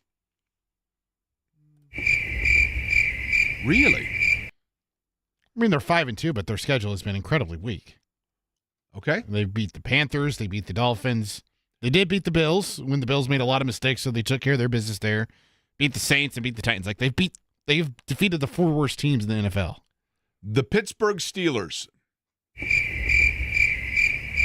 Really? The Cincinnati Bengals. You seem sure on a lot of these. Well, I think the addition of Flacco makes a difference. I more so lean towards that than the cricket, but the Dallas Cowboys. Okay. The Chicago Bears. Disagree. I think the Bears are good. I think the Bears are good and only getting better. I think the Bears are going to make the playoffs. They're figuring it out. I like their coach. They got a young quarterback. I think they're good. Okay, here's one for you. We're going to strongly disagree. As a matter of fact, I'm ready to throw off my Blue Jays hat if it weren't for the fact that I'm 8 weeks into my fandom. Okay. The Carolina Panthers. I think the Panthers are decent. What? I do. What? I think the Carolina Panthers are decent. I think they're respectable. Respectable and good are two different things here, Jake. I mean, I realize, look, they beat Atlanta. They beat Dallas. Miami and the Jets, those are probably gimmies. They lost close to Arizona. We'll find out. They play Buffalo this week. I'll give you one more here, okay? We already mentioned Seattle. The Tampa Bay Buccaneers. Yeah, I would agree they're good. But this is the reason I brought up this whole exercise is because I just asked you like a third of the league. And for literally 2/3 of that third, which is the upper quartile of upper quartile, and that's rare air. That I just asked you, the vast majority of those teams, Eddie, you said you don't know yet. Yeah. Okay? And the thing about the NFL, which is by design, it's by design. The World Series is set right now. It's got the Dodgers and the Blue Jays. The Dodgers have the biggest payroll in baseball. The Blue Jays are 5th. Yeah. The Dodgers are the number 1 television market, number 2 television market in the country. And Toronto, if it was in the United States, would be like TV market 6. Last year, the World Series was won by the Dodgers. Who was the last non-Dodger team to win the World Series? I should know this. That is correct. You should. That's the why Texas Rangers. Is that who it is? Could you get I don't know. any more obscure than that, by the way? Look at the matchups each year within the World Series. And in baseball, it is hurt. And look, I think it's fun what's going on right now, right? But last year, who'd you have? Yankees, Dodgers. Year before that, who'd you have? Rangers, Diamondbacks. I mean, the Rangers are still playing in a top 10 market. So I got it right. Let's go. Before that, Houston, second biggest city in the country. Third, maybe. I think it's third biggest. Tampa, and then the Dodgers. Washington, Houston, Boston. Big market teams, big payroll. And I'm here for it. I enjoy it. It's fun. But there's no doubt that has hurt baseball to an extent. The NBA. The NBA is a star-driven league, and because you only have 5 guys on a team on the floor at the same time, it only takes 1 or 2 players to completely change things. So a little bit different. People in the NBA are gravitated towards the stars as opposed to the markets. But the bigger the market, oftentimes the easier time you have in getting the stars, okay? But in the NFL is the 800-pound gorilla because even though we say hope springs eternal in Major League Baseball and every preseason teams feel like they've got a shot, it's the NFL where that's really true. Look at the Indianapolis Colts. The Colts are a team that the schedule helped them because they were coming off of a bad year. Yes, that's only like a 2-game difference, but it is a difference nonetheless. But also the way you draft, all of the things are set up, salary cap, revenue sharing. It's set up for parity, Parity, not Parody. It's set up for even balance so that every year teams are like, you know what, I think actually this year or we're a year away. Teams in the NFL, it's an art in the NFL. I mean, it is an art in the NFL. Somebody should give the Tennessee Titans a plaque. Do you know how hard it is to suck annually? It's hard. And they managed to do it. But in the Jets as well. They literally, like, if you go to the Indianapolis Motor Speedway, they've got those things called the Titan air dryers. They should create one of those and put it in bronze and just call it the Titan Jet. And it literally is named for the NFL team that is stuck in suck every single year because there's only 2 franchises that theoretically are there. The Panthers are kind of there as well at times, but they're showing a little bit of heartbeat. And the Saints, we'll see because they haven't been there long enough. But either way, the thing that, Eddie, is interesting about the National Football League to me is when we're sitting there going through it, we have literally a third of the league that we don't know yet whether or not they're good. And it's because you say either, and I'm not saying you specifically, but we as people, we say about these teams one of 2 things. We either say, well, they haven't played anybody. Or you say, you know, well, they haven't lost any bad teams, you know, whatever. If you haven't played anybody, who is somebody? Colts haven't played anybody. The Colts haven't beaten anybody. Well, who is somebody? Who is the team? Who is the team that the Colts need to beat where people are like, okay, they're for real? I still stand it would be Kansas City.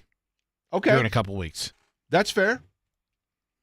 So then for Kansas City, but who has Kansas City beaten that leads you to believe that? Tell me who Kansas City has beaten where you say, well, that's why. Well, they demolished Baltimore when they were healthy. 37-20, and it wasn't even that close. But is Baltimore good? Well, Baltimore is going to be good when they get their guys back. Detroit, they took care of business against Detroit, 30-13. Is Detroit good? Who's Detroit beaten? I'll pull up Detroit's schedule. I mean, Detroit's good. 5-2. I agree, but they beat the Ravens, they beat the Bears, they beat the Browns, they beat the Bengals, they beat the Browns. Come on, they beat an elf. Great, they beat an elf. All right, woohoo! All right, they beat the Browns. Let's go. The Browns have 46 quarterbacks. Beat the brakes off of Chicago. They massaged a win against Deshaun Watson. All right, let's go. Hang a banner. Let's go. Lost that first game of the year with the new coordinators at Green Bay when everybody thought Green Bay was going to be. They beat the Bengals. I mean, come on. The Bengals who are the Bengals starting at quarterback this week, right? I mean, they had to trade for Joe Flacco, who is literally 6 weeks away from doing insurance ads with Joe Namath. I mean, come on, right? Mm-hmm. Do you see my point, though? I do. It is. That's why, to me, it's that much more impressive what the Colts are doing, because the league is set up for parity, and yet the Colts are managing to separate themselves, and they're doing it with this offense that just scored again. I mean, you expect now, and not only are the Colts scoring, they're not just a quick strike offense. They're an offense that can sit there and just literally. You don't want your fantasy football team's key receiver or key running back or key quarterback. You don't want a key offensive player of your team in fantasy football playing the Colts this week. Not because of the Colts defense, because of the Colts offense that is keeping the ball out of the hands of the player you need points from. Because they just they totally control the game in terms of pace, clock, everything. I mean, it's really impressive stuff. And again, is this sustainable long term? I don't know. But for right now, I think the whole league is waiting for the other shoe to drop here on this entire experiment with Daniel Jones. And at some point, you're just like, you ever seen Good Will Hunting, Eddie? Yeah. You had me watch that one. Did you like it or not like it? Yeah, it was a good one. Chuck, I had a double burger. In Good Will Hunting. Some of Robin Williams' best work. There's no question about that. In Good Will Hunting, Ben Affleck says, when he's talking to Matt Damon, and he's like, you know what the best part of my day is? The best part of my day is when I show up and I think there is the chance that you're not going to be there because you finally you took off and you spread your wings and you got out of all this. And like at the end of the movie, that's what happens, right? Spoiler alert. You just realize you're like, I don't think he's coming back. It's like Ostraker in the lacrosse game. It's like, guys, he's not coming back. And for the Colts right now, as the rest of the league sits in this parity, at some point you have to say to yourself, I don't think they're coming back to the pack. I think they're really this good. I don't know why. I don't know how. We can sit here and go on and pontificate about it and speculate about it and point to stats and points to this and point to that. And a big part of it is with Daniel Jones, at some point you have to say to yourself, I don't think he's going back to being Daniel Jones. I think he really is on his way to California to go see about a girl, and we're not going to see him again. If you're the rest of the league waiting for him to come back down to earth.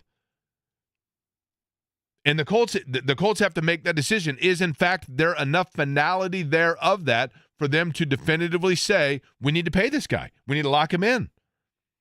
And that's one of the decisions that they have to make. Now, let me ask you one other team here, Eddie, while we're at it. Okay? I mean, hell, we've gone through half the league at this point. You ready? Okay. The Cleveland Browns. Are you serious? I mean, I just made fun of them, but I do think that they have some. No, God! No, Okay. God, please, no! Okay, fair. No! LA Chargers.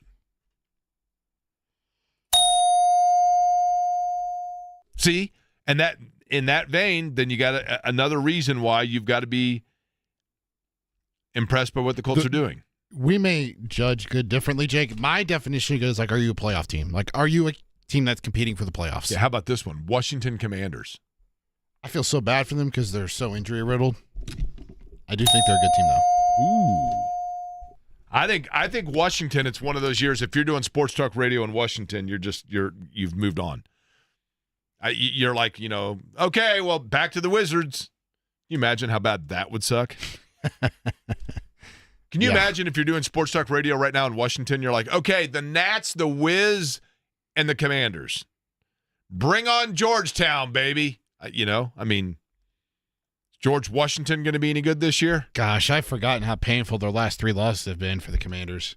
I feel bad for him, too, because I love Jaden Daniels. But Daniels goes down against Dallas. They don't have their top 3 receivers. And then totally. Chicago, it's kind of no fault of theirs, yes. Corey Krosky-Merritt get crossed up. Fumble leads to a game-winning another goal. odd observation. I've gotten used to, and I kind of like their helmets and all that. I thought I got used to and thought Washington football team was cool. Yeah.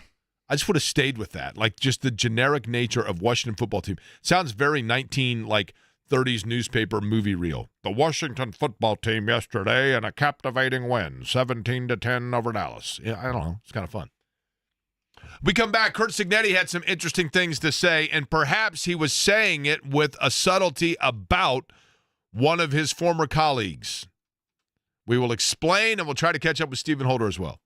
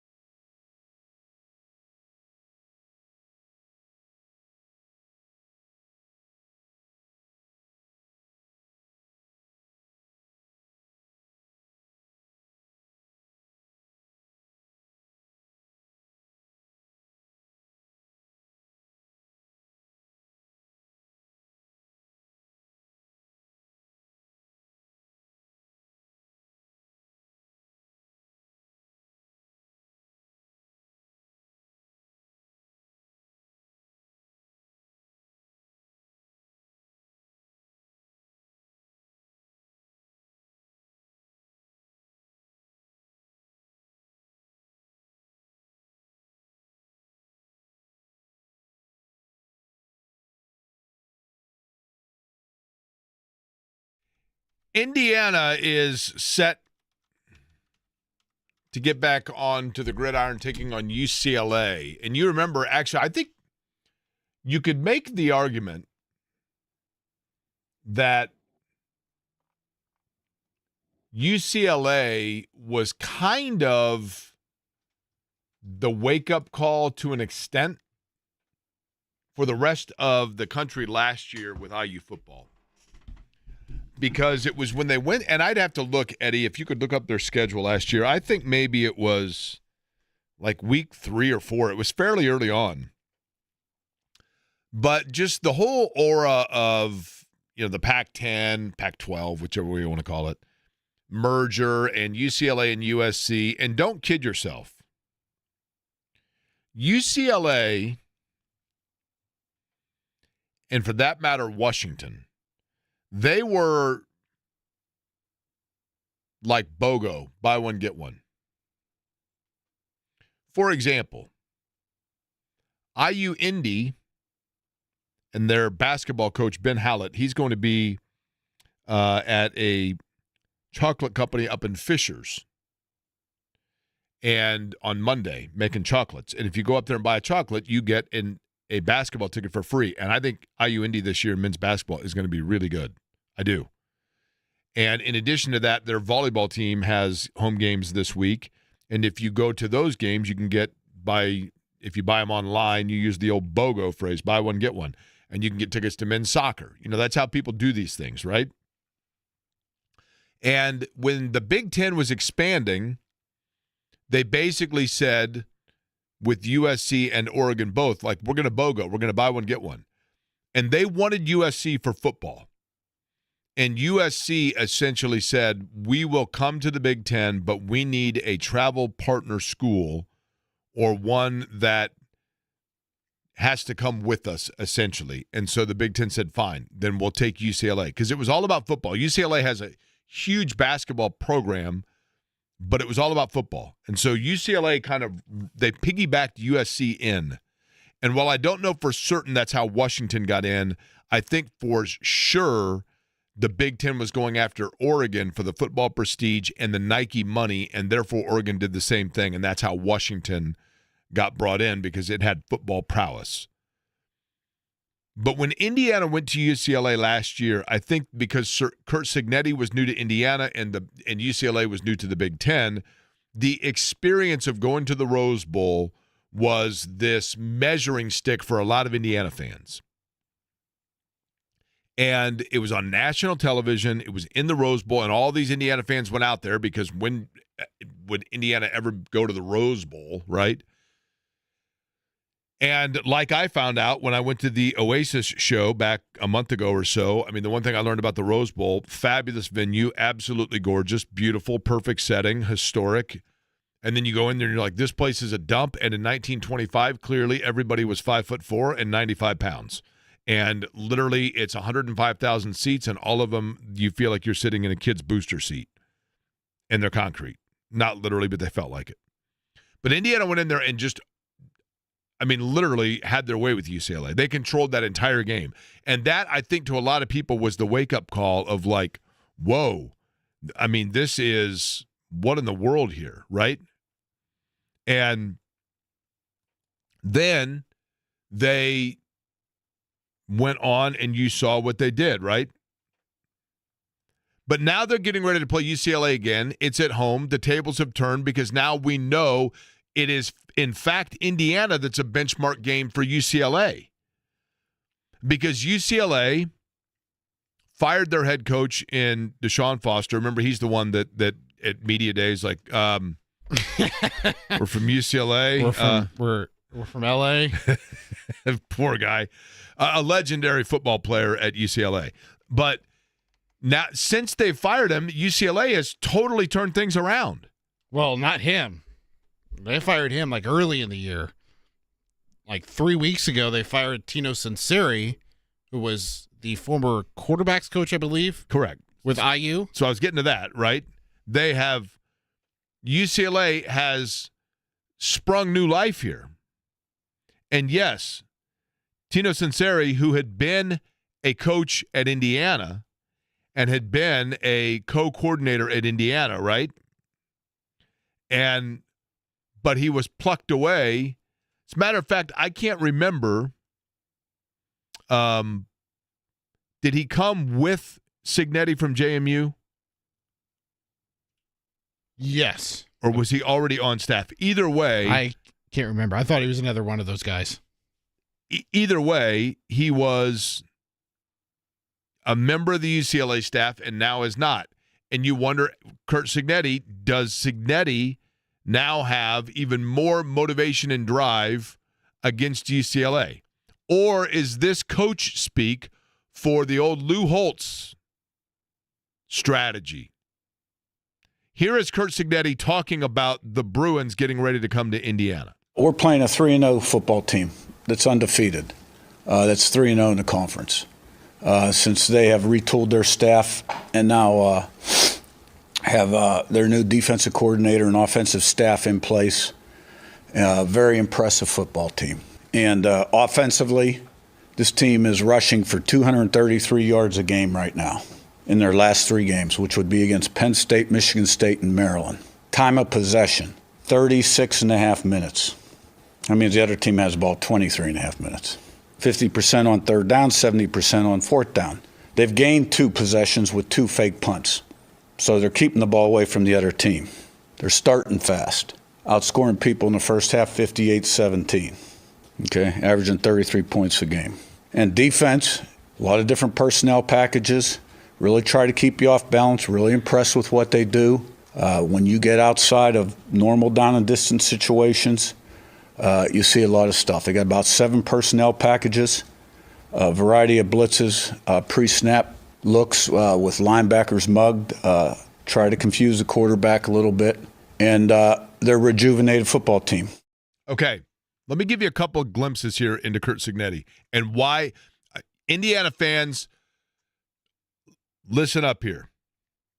That sounded condescending, but I'm going to tell you a couple of things about Curt Cignetti as to why we're seeing what we're seeing. First off, nothing goes overlooked by this guy. Every single detail. Attention to detail. You could hear it right there. I played that for you because when you hear that, not because anybody really cares about time of possession and yards rushing and etc., but when you listen to that, he wasn't looking off a sheet. That's a guy that has examined and double-checked every single aspect of his football team. It's like when you work at a grocery store. When I worked at Amalia's grocery store, people would come in and they'd say, "Excuse me, do you know where I find Uncle Ben's rice?" Yes, it's now. I would walk them down to it. I was trained that, but aisle 5, left-hand side, 3/4 of the way down, second shelf right there, and it's right next to, whatever. You knew every inch, every nuance, every barcode of that store. That's how he is with his football program. Attention to detail. But you notice that when he talked about that, attention to detail, everything's calculated, thinking things through. And maybe this is me overthinking it or overanalyzing it. But when he talked about the UCLA offense and the rejuvenation that has taken place since they've made changes in their coaching staff. Sinceri, who came with him from James Madison, who was a quarterback's coach for him at James Madison, and then the quarterback's coach for Curtis Rourke and the co-offensive coordinator in Indiana, and then goes to UCLA in those same capacities. You notice right there when he was complimenting the improvement UCLA's made, he mentioned essentially every single aspect of their football program but the passing game. Attention to detail. He knows the one little detail out of the 8 areas that he talked about. He made sure that he didn't talk about if they made an improvement in the one area that would have been besmirching his guy. A loyalty to his guy. But the other thing is this. Curt Cignetti is a film guy. More than any coach Indiana's had in quite some time. And I don't necessarily even mean in preparing for games and in knowing that level of information about UCLA and knowing the nuance of every aspect, every statistic, every strength and weakness of a football team, but more so his own. Curt Cignetti, if you are going to play at Indiana, you are not somebody that he looks at it and goes, we got a 4-star out of such high school that's interested in it. Let's go send him letters and let's see if he wants to come here. Curt Cignetti spends hours watching videotape, tendencies, background studies, and analysis of every player Indiana's recruiting before he determines whether or not they're a fit for Indiana football. Attention to detail. And it's for that reason, that dedication and that understanding the HR of the people of his program, past and present. That's why Indiana right now may be the best team in college football.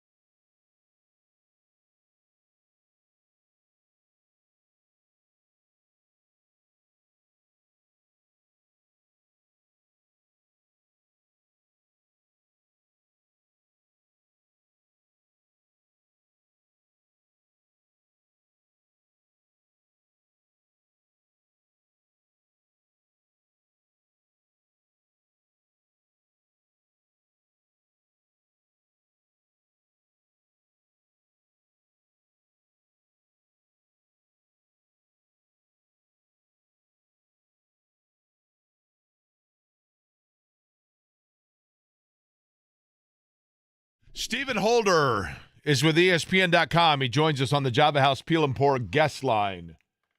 And, of course, has been out at the Colts complex. Stephen, I'm going to begin with something that we were just talking about earlier, and it's a little off the beaten path perhaps and maybe even ahead of the game. But thinking about Aaron Nesmith and the Pacers announcing, his extension within their franchise, I look at Alec Pierce And he is clearly becoming a piece that the Colts are going to want to maintain. Then you get into the financials of it. That's probably well beyond our pay grade.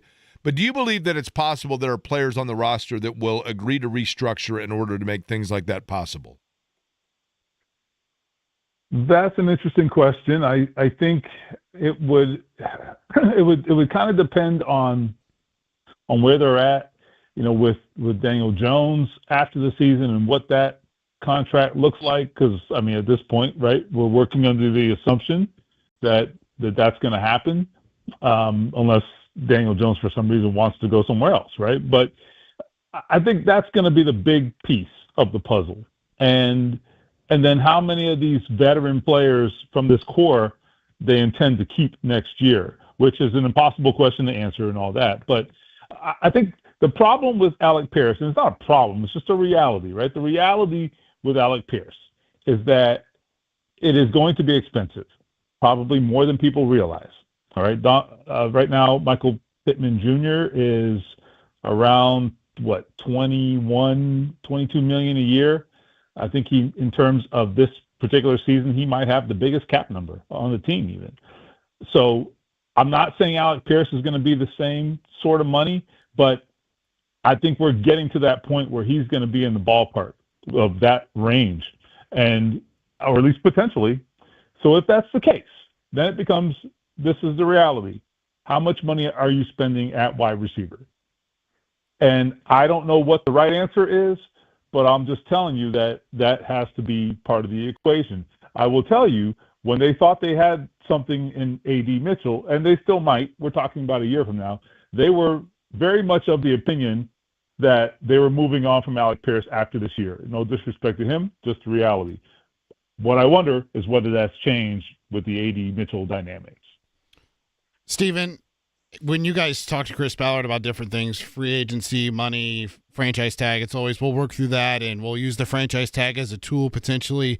If you had to guess, would you say that the franchise tag will be used this offseason, whether that's on Alec Pierce, Daniel Jones, Nick Cross, Braden Smith, or whomever? I think you have to hold on to it for Jones in particular.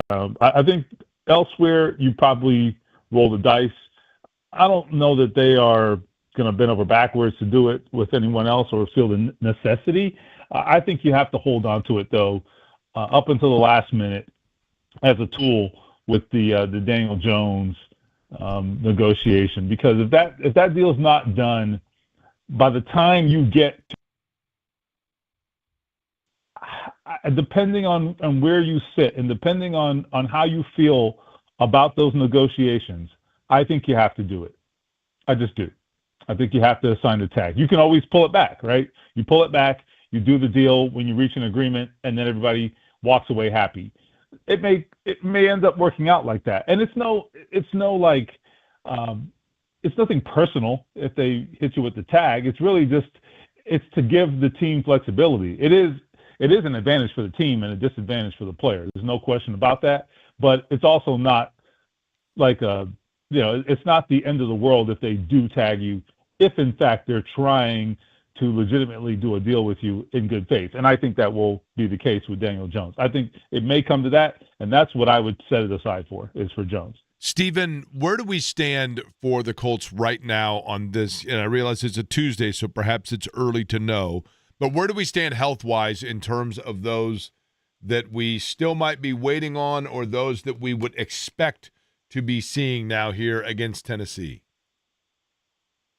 Well, let's see. I mean, the big question, I guess, is because what we're talking about Samson Ebukam, I do think now that the Colts haven't said this, but the indications are that he will miss some time, at least this week. That was a knee, right? Beyond that, yes, an MCL sprain, I guess, is what we're thinking it is, what the word is.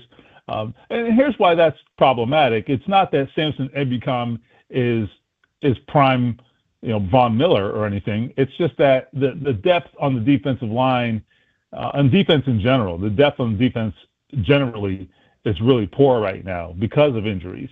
And you can only hold on so long because, and this is compounded by the loss of Tyquan Lewis. He's got a groin strain. I don't know what his status is. I talked to him after the game, and he said he just couldn't push through it. He tried. He just said, those are painful. He just kind of one of those things you kind of get split apart there, and a lot of groin strains in this town this year, right? So it's tough. It's really tough to maneuver and to change direction and things like that. So I don't know what his status is, but I think those two guys are big questions for me, as I said, because I think they are core pieces of the rotation. And if they are gone, now you are digging deeper into the depth chart, as you are already doing in the defensive backfield, and that has had consequences, obviously. So defensive depth is my question right now. How are they doing there? Not great. Okay, and what about defensive pass rush? Are they going to make a move before the trade deadline? I predict they probably won't, just because I don't think those deals are necessarily as plentiful as people think. They're just not. Now, and then the other factor I should say is that has not been Chris Ballard's MO ever, right? If anything, he's a seller, not a buyer. However, I think this is such a unique year. They have such an opportunity here, and they've never been here. They have the best record in the NFL. I mean, when have we been able to say that through 7 weeks? They have such a good team. They have the best record in the league. This is a situation where history kind of doesn't matter, meaning like Chris Ballard's history, his tendencies and all that. I don't know that they matter at this point, because this is a unique situation, an unprecedented situation for him. So I say all that to say, I think it's still a possibility, if not a likelihood. I think it's more likely than usual, but I still don't think it's necessarily likely, if that makes any sense. Yeah, it does. Stephen Holder, our guest, ESPN.com. He's on the Java House Peel and Pour guest line. Stephen, offensively speaking, what the Colts are doing, and this really is remarkable, what they are doing is nearly historic. I mean, of the last 25 years, their points per possession, their offensive efficiency, their ability in so many different ways to move the football. With all of that, to me, and I want you to tell me if you think this is almost by design, it's great that they score a lot of points, but more so, they are controlling the football. They're not turning it over, but they have big strike capability. But is it somewhat by design of Shane Steichen to just chew clock and keep other teams at bay and not allowing opposition to get in rhythm? So I don't think it's necessarily a tactic. I think what you're seeing is it's happening by default because of something you just said, because of their efficiency. So what do I mean? It means they don't have a lot of turnovers on downs. Well, they get a lot of first downs, right? I think they lead the NFL in first downs. So they convert. They also they sustain drives just generally because they're not turning it over. So all of the things that kill drives, penalties, all that stuff, turnovers, drops, all of that, all the things that kill drives, those are the things they've managed to avoid. So if you do that, you are going to possess the football, and you are going to have 8, 9, 10, 11 play drives, because that's the way most scoring drives end up happening that way. The problem is most drives get killed for a number of reasons. The Colts, for whatever reason, they've avoided all of those pitfalls much better than other teams. And that's why I kind of think this is sustainable. I mean, that becomes something of an identity of who you are. You're the team that doesn't screw it up. And they're doing this weekly. Yeah. Go ahead. I'm sorry. No, that's it. I think that's the answer. It's not intentional, but it's a product of who they are and how they're playing. Okay. Lastly, in short, with Tennessee here at home, at no disrespect to the Titans, but with an opponent at home that inferior, does that in any way, shape, or form impact the rapidity with which guys may come back from injury, or does it give them, in the back of their mind, the flexibility of holding guys out to be cautious?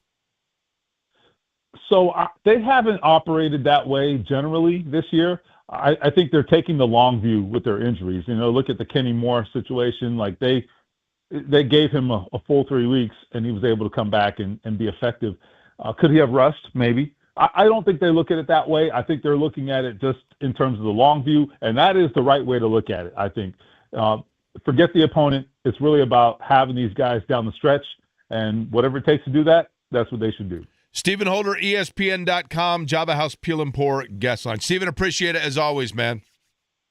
All right, you got it. All right, a busy day for Stephen Holder, and appreciate working us in. We'll come back. Scott Agnes, little Pacer talk. Bobby Marks as well, 2 o'clock hour here. Aquarian Company on a Tuesday.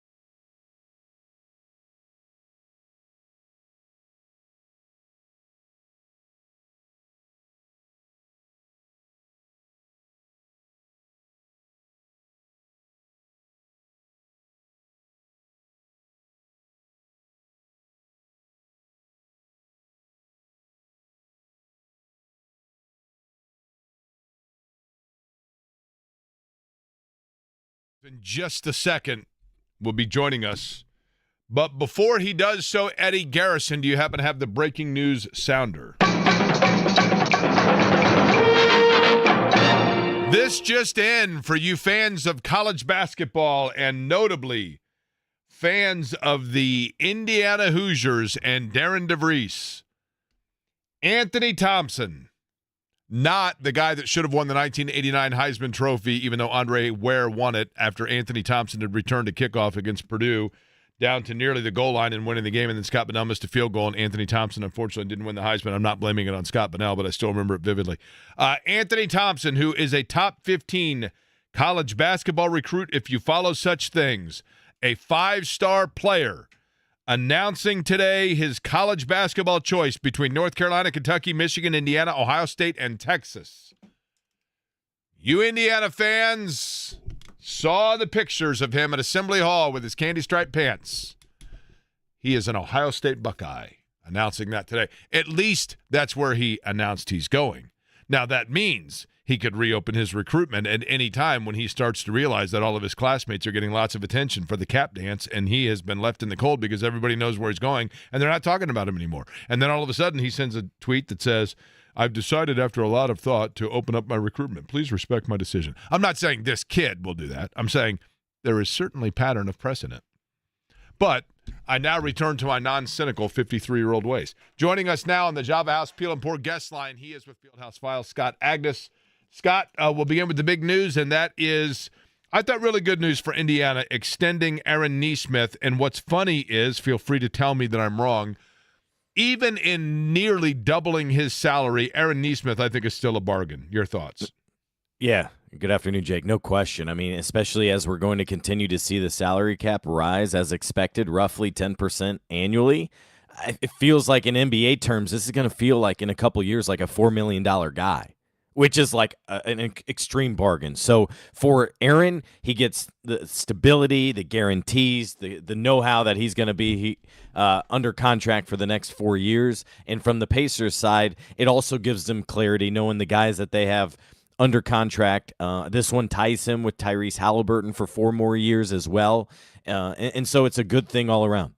Where do things stand, and pardon my asking this, Scott, with Nembhard? I can't remember if he was recently extended or he is up soon. Do you recall? Yeah, so it was last summer, the Pacers. He was one of the guys that the Pacers were able to do a deal with. It was a 3-year extension last July. He was like one of 6 guys that got paid after that run to the conference finals. He was able to do it the previous year because he was not a first-round pick, so his contract was a little bit different. Bring that to present terms, Benedict Mathurin was here recently eligible for a contract extension. That has now expired, so he'll play this year out on the final year of his rookie deal, and he will become the big question going into next summer, much like it was kind of at this time of year. It was probably Isaiah Jackson coming off his rookie deal. Okay, so that means if I'm writing this down, okay, if we're looking at, let's say, this year, we know the realities of this year. Next year, you have Halliburton back in the mix, okay? Mm-hmm. And then let's say the year after that. So Halliburton now has had 1 full year of playing, so in other words, in 2 seasons. Nesmith is locked in for that year, correct? Yes. Tyrese is locked in for that year. Would that be the final year of Siakam, or is next season Siakam's last year? Siakam has 2 more years after this one. Okay, so through 27, 28. So you got Siakam for that. Mm-hmm. And then you said Nembhard, okay, Nesmith. Now what about, there are 2 others here, Obi Toppin? Obi Toppin re-signed last summer. That will run through the 2027-2028 season. So you can see the similar timeline here. They're aligning all of this, right? Now the question becomes, do you believe, Scott, and we didn't mention this earlier, and perhaps I should have, if you look at Benedict Mathurin and the decision by the Pacers to still wait, is that partially because perhaps they want to see where Jarris Walker and Johnny Furphy are, or even Ben Shepherd, to see how they want to distribute, maybe even trying to lock in, say, 2 of those guys as opposed to just one with Mathurin who you think is going to be big ticket? Or is that me way overthinking the math? I think that's a factor, but I'd probably put it down the list just a couple. I think, first of all, it's at this time of year, right now, on a rookie scale contract, it's in favor of the teams. So that's why you see a Neesmith bargain type deal getting done. If you're Benedict Mathurin, you see what's ahead of you, Jake. You see a greater role, being in the starting lineup, the team needing him to do more at both ends of the floor. If you're a guy that is not desperate for that stability and is willing to bet on yourself, as we know, Benedict probably more than any other Pacer player is able to do that because he's a restricted free agent. So from a team standpoint, the Pacers win with his upside. If he grows and is incredible as an all-star, the Pacers can still match any offer out there. But on the other side of it, I think the number one factor in all this, and Neesmith helps provide some of that clarity for this front office, is to understand at what point how expensive does this team get, and do they need to go into the luxury tax, and at what level there? So I think with Mathurin, there's no reason, unless you have a deal that suits both sides, to get it done right now, because the Pacers have that option coming next summer where you're only going to have a handful of teams probably that will have enough money to compete with you at that juncture.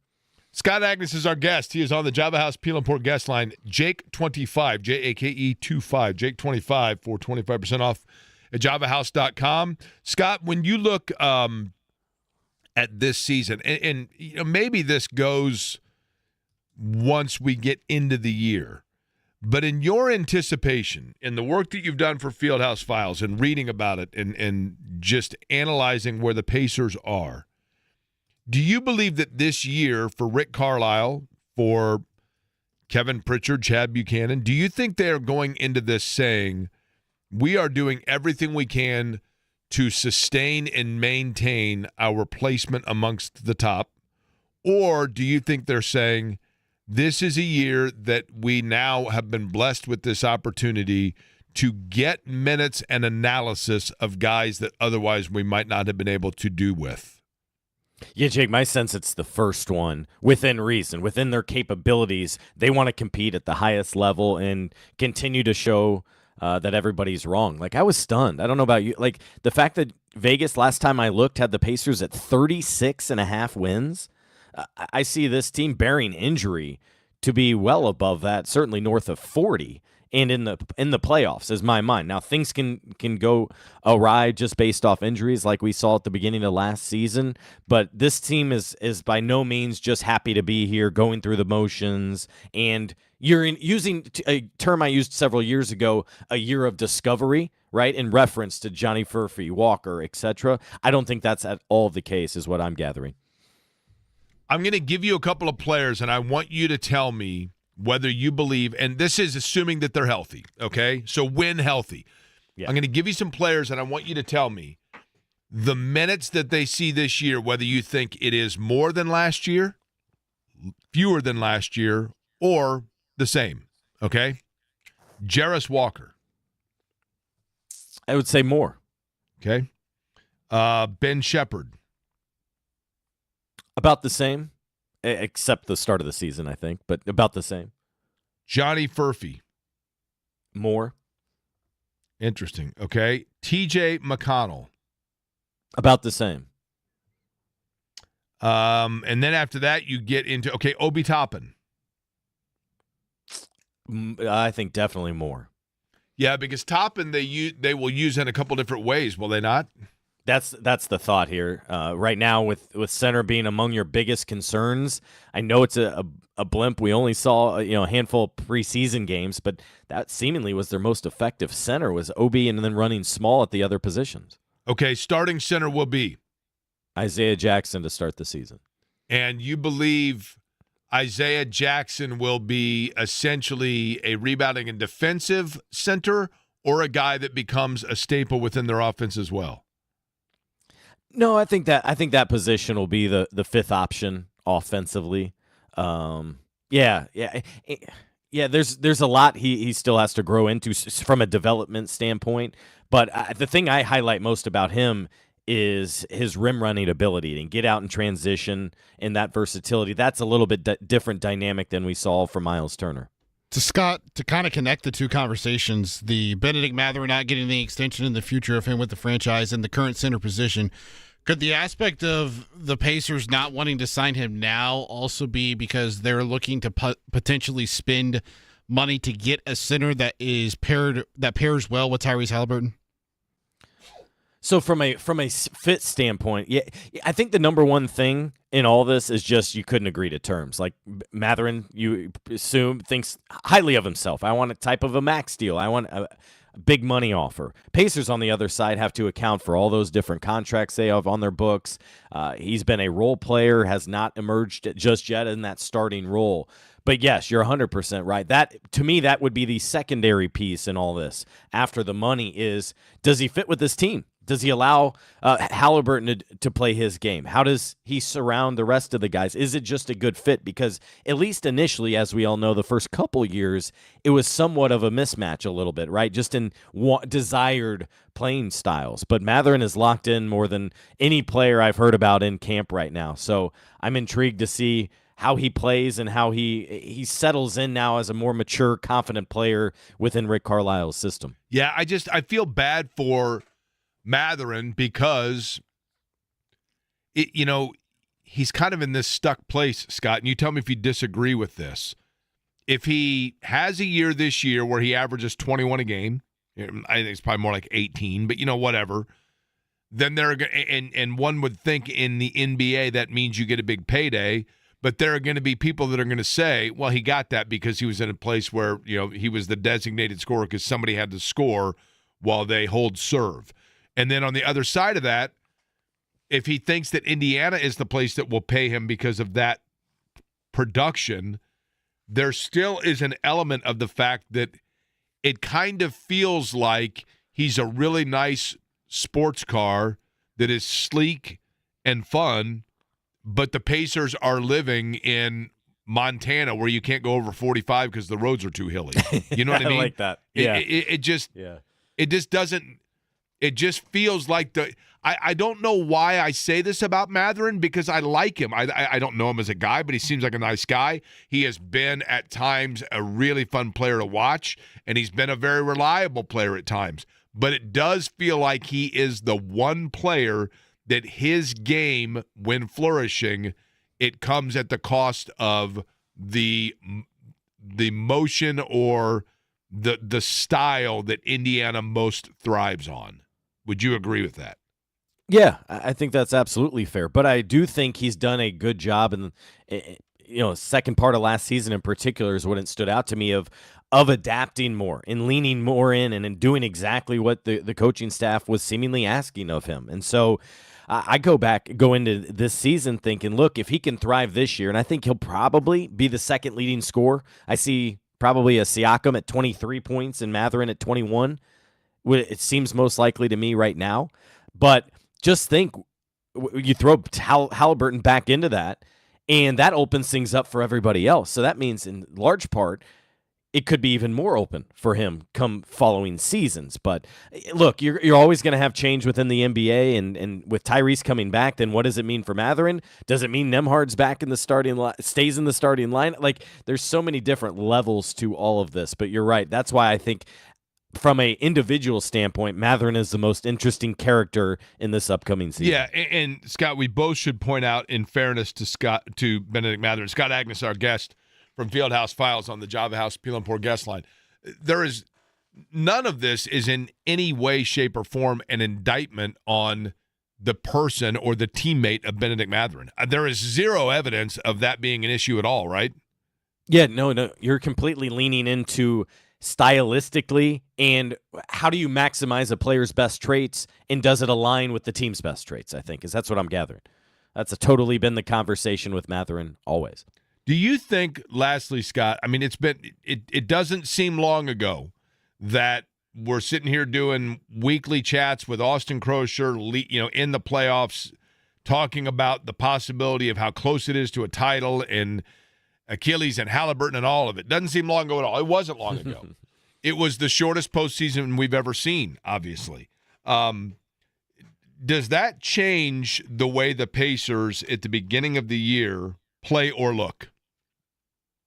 That's a very good question. The other one I would add to that I would like to ask Jake is how did it impact training camp? Because the usage rate and in terms of how much these players, the wear and tear. Look, tomorrow will mark 4 months from that last finals game. That is not a short turnaround at all. I mean, most of these players, Jake, will take a month and a half and do nothing substantial, maybe just weight room and that's about it. Then get into their off season. And so the other big thing in all this that I don't have the answer to is how did all these players off season training change their regimen to adapt to that longer season with all this. Now, how I would guess in all this is they're going to try to ease into this first month of the season from a minute standpoint and take it a little bit more cautious viewpoint. Yet at the same time, you can't hold these players back a ton. But I would keep a stern eye on your guys coming back from an Achilles like Isaiah Jackson and James Wiseman. You don't want them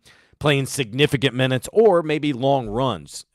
Maybe it's 5 minute, 7 minute bursts out there. But that's where you trust your medical staff. The Pacers have 5 athletic trainers, and you got to lean into that. Who's the favorite in the Eastern Conference? Is it Cleveland? I think by default, Eddie, it's got to be Cleveland, just given what they did during the regular season, knowing how they're leaning highly into this roster. They got the largest tax bill, and obviously they have an axe to grind after really struggling there in that postseason. But, I mean, after that, I think it's a toss-up maybe other than New York. I think it's easily Cleveland and New York 1-2. Who could be this year's Indiana? Ooh. Maybe Orlando. In the Eastern Conference, Orlando's the team that I really like and I would buy into. What about Atlanta? I think I need to give it another year. I mean, look, you're still dealing with the Trae Young down there, and I'm not a big believer in building around him. Just like Philly. For Philly, it's believe it once I see it with them. We've been talking about them being contenders for 10 years, and nothing's come to fruition there. So Orlando's the team I'm most interested. Trust the process, Philly. Year 15 of the process, right? And it never got him to the finals. I know. Scott will have all of the coverage. Fieldhouse Files, Pacers season getting underway Thursday night with Oak City. Appreciate it, Scott. All right, thanks, guys. Scott Agnes joining us, Fieldhouse Files. By the way, before we get to Bobby Marks, I have a question here. I have a call for the people of Indianapolis, okay? We have, with IndyCar, we have, this isn't the case anymore, but we had a period there where we got travel bags, really nice suitcases. I don't know how you pronounce the name of the brand. Is it Agio, O-G-I-O? We didn't get that brand. We had a brand called Shock Doctor, which is no longer make bags, but they're really nice bags, and I love them. And we had several of them, but I have 2 size bags, okay? One of the bags, and I know I said they're nice bags, but one of the bags, we've had them a long time. The handle broke, like the handle that extends out from the bag broke, okay? Bag number 2, the wheels on it are just like, they're like grocery cart wheels now. It's like, when I go through the airport, it's a little embarrassing, right? So I'm like, okay, I have these 2 bags. I took them today to a place that says luggage repair. And I said, yeah, here's the deal. This first bag, if you can repair the handle, then fabulous. Great. And then I'll just need to order a new set of wheels for the small bag. If you can't repair the handle on the big bag, the wheels are all the same size. If you can't repair the handle on the big bag, then that bag's null and void, but you can just take the wheels off that and transfer them to the little bag. The lady was thoroughly confused, had no idea what I was talking about, couldn't figure it out. And I said, I'll tell you what, just is the guy here that does it. I'll explain to him. Maybe if I show him what I mean, that'll help. And she says, well, no, but we have an analysis fee to pay before we can determine if we can fix the bags. And I said, okay. And she said, it's $10 a bag. And I said, okay, no problem. And what time will he be in? He'll be here in about 6 weeks. Excuse me? You'll leave your bag for 6 weeks, and then we'll take a look at it. And I said, well, that seems like a long time. And she said, well, these are specialty items. And I said, it says on your door, luggage repair. Okay. And maybe it's because they weren't like fixing the stitching. I don't know. So here is my question. And people can feel free to text me their answer. Yes, I am utilizing the radio airwaves right now for my own personal gain of dilemma. But I don't know in 2025 here. Does anybody have a place that they highly suggest and recommend that could do that sort of a repair on luggage? One for the handle, the other for the wheels, right? It's more like that kind of wheel.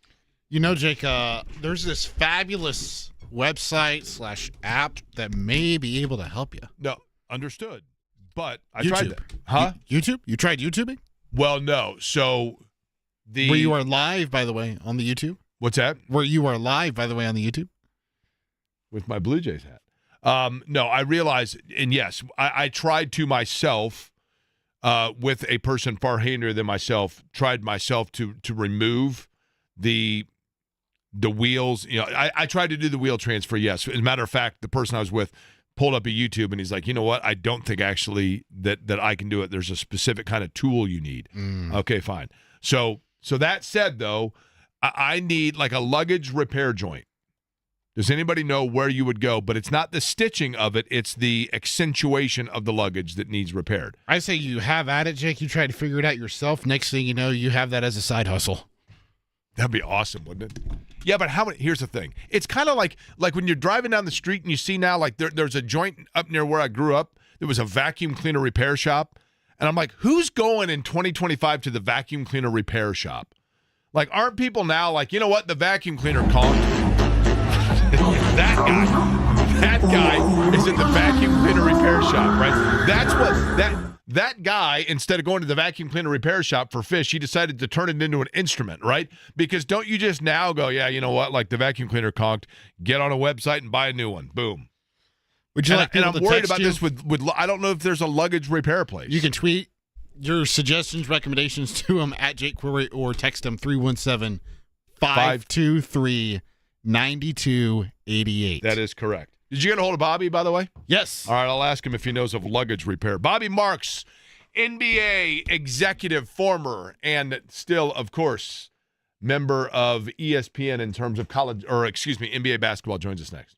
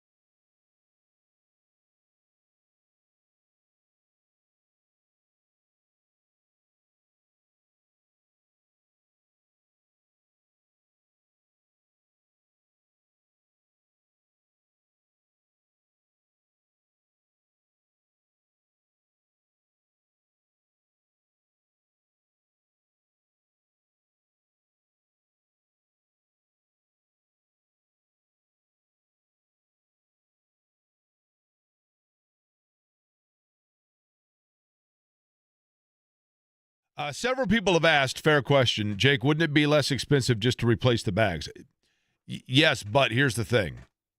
And I get that you can get this done. Both of them were customized, which I like. But one of them is, and I've looked everywhere. I've not been able to find this. I love one of the bags because the design of it is made specifically to slope down to fit perfectly inside of an overhead bin. Like it literally is custom made to the size of overhead bins on an airplane. Both of them have stitched and embroidered within it our names and the logo for the radio network and everything else. Yes, Eddie, you're smiling. Yes. You know what I just realized, Jake? What's that? This is your chai tea. That's correct. This rolly bag of yours for the airport for your travels. Yes. Is your chai tea. Listen, if I brought it in, you would say to yourself, I get it. Boy, that's a nice looking bag. Now, hey, Jake, we have a great luggage repair shop. I thought, oh, this is excellent. In Russia, Ohio, which I believe is pronounced Rusi, but nonetheless, it's Amish operated. I didn't know that there are Amish in Russia. The Russian Amish, right? Did you know about that? Okay. Honestly, did you know that? Okay. I had no idea. That's enough of that. Have you ever had that Amish vodka? Now that, let me tell you something. That's good living. Hey, Jake, I go to the vacuum store. Really? Okay.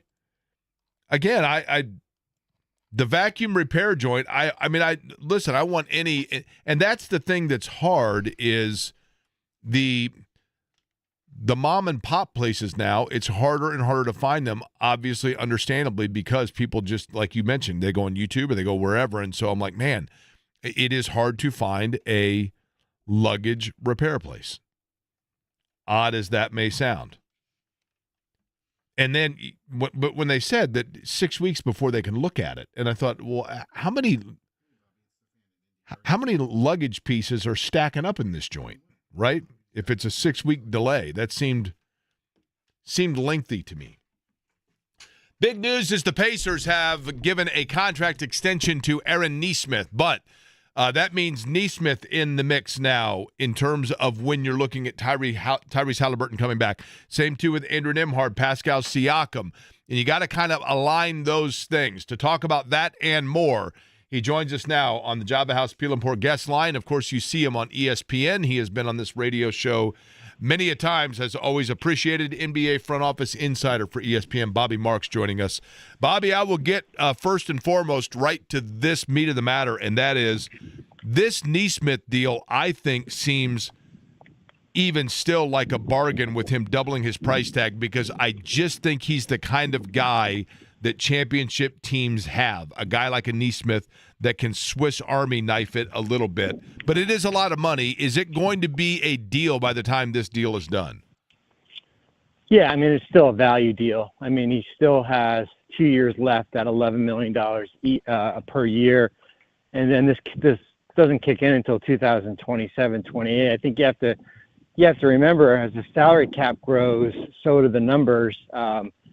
It's going to be comparable to the non-tax mid-level exception, which is basically the average player salary here. So it's a great deal right now. The deal will be fine when it comes to fruition 2 years from now. Now they get him under contract for about 4 years. How big a challenge is it for teams to, in other words, I realize that playing the rules of the salary cap, that's one thing, right? But managing, as Indiana is doing, Bobby, and you tell me if I'm off base here, but it seems as though Indiana is being very strategic and making sure that they are aligning contracts to get players in prime at the same time already locked in and not having to deal with it, right? How rare is it to be able to pull that off? That's a great point. I mean, I think, it's funny when these new rules came into play a couple of years ago, everyone had pointed to Indiana as the team that if there was a blueprint how to build a roster. So let's remove Oklahoma City from the equation a little bit, but to build a roster where you have, your two main guys with Tyrese and Pascal, and then you have everyone that kind of fills in. Now the question was going to be what happens when you had to pay players, whether it be Benedict Mathurin a year from now, and when Nesmith's contract came up, and they've done a really good job. I mean, they've been extra aggressive with extensions. When you look at Nesmith, Nembhard, Halliburton, McConnell, all signing deals And what the CBA does is it either you prioritize your own players, and there's kind of a pecking order from a salary perspective. And they've done a good job from a now standpoint, but also looking forward to the next 2 to 3 years. Bobby, as you look at it with the Pacers, and there are a couple of other players that I had questions about, but I wanted your thought on this. Knowing that Halliburton is out, knowing that Turner now is in Milwaukee, if you were Indiana, we were talking about this earlier, would you take this year as, look, we're still going to try to just maintain same high level so that there's not as much a drop-off, or do you take advantage of this year by seeing what you have in a Johnny Furphy, by analyzing furthermore where Jarris Walker is, by getting more minutes from Ben Shepherd, etc.? Yeah, I think, especially with Rick, I think you're probably going to see a little bit of a longer leash with some of those younger players, the bench players, that maybe the opportunity wouldn't be there if you still had Miles and Tyrese was healthy here. And I think that's the beauty of it when there's nobody really expecting much from you. I think in the Eastern Conference it allows, especially this year, it will allow you to stay in it. And then you can kind of evaluate where your roster is going to be probably sometime in January or February here. But, I do think it's going to be an opportunity. I think I would say my one concern would be your depth at the guard position, especially with the McConnell injury. Somebody you relied a lot on last year. And, I was looking at with Nembhard, he's never averaged a year where he's averaged more than 30 minutes per game. And I think there's going to be a little bit of a workload him. So your depth is going to be important as far as, how this team goes this year, especially at the guard position. Were you surprised they did not offer extension to Benedict Mathurin, and do you believe he will be a coveted player if he hits free agency? Yeah, I wasn't surprised. I think if you're Indiana, and you're going to see it this year, I mean, it's kind of, it's going to go one way or another. I think there's an expanded role for him with the injuries, whether it be starting or play significant minutes coming off the bench. So I wasn't totally surprised that there wasn't a deal. and Don, I always say rookie extensions are the hardest things because from the team perspective, you're not competing against anybody. It's just the clock on Monday late in the day here. So I think when he gets into restricted free agency, we saw this past year that became pretty daunting for the Josh Giddeys and Quentin Grimes and Cam Thomas and Jonathan Kuminga. The market does get a little bit better next year, but we haven't seen a team come in with a significant offer sheet in 3 or 4 years here. That might change, but we'll see. That's Indiana will have to weigh that when he gets into restricted free agency. Jaden Ivey, were you surprised by the fact that Detroit did not extend him? I wasn't, because he's just had his knee scoped. He's coming off that injury last year. He just had the knee scoped here. I think, him and Doran, as far as two guys that were extension eligible, here's a team that is expecting a lot out of, especially for what they did last year. So no surprise with the Ivy no extension. Who could be this year's Indiana in the East? Ooh, that's a good question. I'm pretty high in Toronto. I think the Raptors are intriguing to me just because they went out and got Brandon Ingram at the deadline. We haven't seen Brandon Ingram since his days in New Orleans, and you return a roster that has Scotty Barnes and R.J. Barrett and Emmanuel Quickley, that Jacob Poeltl that hasn't been relatively healthy here. They've got the talent. I don't want to say, a team that can get to an Eastern Conference Finals or an NBA Finals, but I do think they have the talent that they can sneak up on teams. Okay, lastly, Bobby Marks, our guest, ESPN. He's on the Java House Peel and Pour guest line. Lastly, Bobby, Indiana, at least from the Indiana standpoint, it felt like Rick Carlisle's offense, the style that Indiana played and the pacing and the wide-open shooting ability they had suddenly became like a game changer to the league. I mean, they were kind of a trendsetter in the pacing in which they played. Can they sustain that, and does the rest of the league catch on to it? Yeah, I think you can sustain it. I think you have an identity as far as certainly from an offensive standpoint here. The parts of the roster, of course, have changed. That's going to be the big question as far as who you plug in, and I'm not talking about Nembhard or Ben Shepherd or players like that. But that's going to be the big thing, is as far as the who basically comes into an expanded role is going to be able to accept that different offensive responsibility. Bobby, appreciate the time as always, man. It'll be here before we know it Thursday night from the Indiana standpoint. Pacers and Thunder getting things underway, and then we will be right into the thick of the NBA season. Appreciate the time. You got it. Thanks, guys. Appreciate it. All right, Bobby Marks joining us from ESPN on the Java House Peel and Pour guest line. Interesting stuff there, especially Toronto. That one surprised me a little bit. Yeah, I forgot about them, Jake. A lot of people did. You know why? Caught in Blue Jays mania. Really? Like, I was up till literally 5 a.m. 5 a.m. last. I don't know if Eddie, I didn't tell you this, but I have had a bottle of scotch. No. Wine. No. Are you a wine guy? I'm allergic to wine. Oh, that's right. You told me weird? that. I've had a bottle that I've been waiting to crack open, and I was going to wait till the World Series, but I did it last night. Celebrating. Was up late. 3:48 in the morning, thought to myself, you know what? Not champagne. I don't know if you know this or not, but champagne actually, no, brandy. Brandy is actually a certain kind of liqueur, but specific to the brandy region. I think champagne might be true as well. Champagne is just wine with bubbles, right? Isn't that right? Doesn't champagne have to be from like Italy? I think champagne has to be from France, right? That's from the Champagne Thank region. you. Actually, I think it's brandy that has to be from the brandy region. But nonetheless, I digress. So, last night, I've been waiting forever. I'm a diehard Blue Jays fan. I have been for nearly 8 weeks. I loved them as a kid. Loved the mid-'80s teams, loved the '90s teams. Don't call me bandwagon, though, right? And as you know, Eddie, I am partial to the Roots clothing store. Unfortunately, I had a beautiful light blue Roots T-shirt that just says Roots Canada, and that didn't survive the great purge that I had 5 years ago.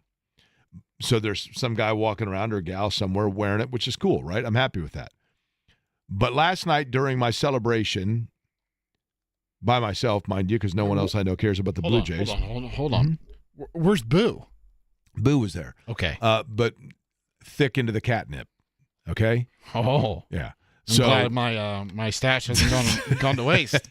So I'm celebrating, right, last night, and I've had this bottle that I've been holding on to for years, just specifically for a Blue Jays celebration, and I was going to wait till the World Series, but I decided to crack it open last night, and I went through half the bottle. Oh, wow. Half the bottle. Pure maple syrup. Really? Mm-hmm. And let me tell you. Is that why I heard like this sticky noises coming over there when you're trying to type with the Well, listen, now we're getting into some other, but no, here's the thing. Did have a bit of a sugar crash, fell asleep for about an hour and a half from that, and then woke up and stomach a little sensitive. But the maple syrup is fabulous, and I mean literally just like Buddy the Elf, you put it on your chocolate spaghetti. Yeah, with M&Ms and everything else. It's not the fastest pour, but it was great nonetheless. JMV is in. I believe he's got a pretty awesome guest on the program today. Speaking of college basketball and the number one team in the land, we will get the lowdown on his show as we will hand it off to him as part of the crossover. Brought to you by the good guys at Love Heating and Air. Love-HVAC.com is the website. 317-353-2141. Over 100 years in business and official Heil heating and cooling dealer.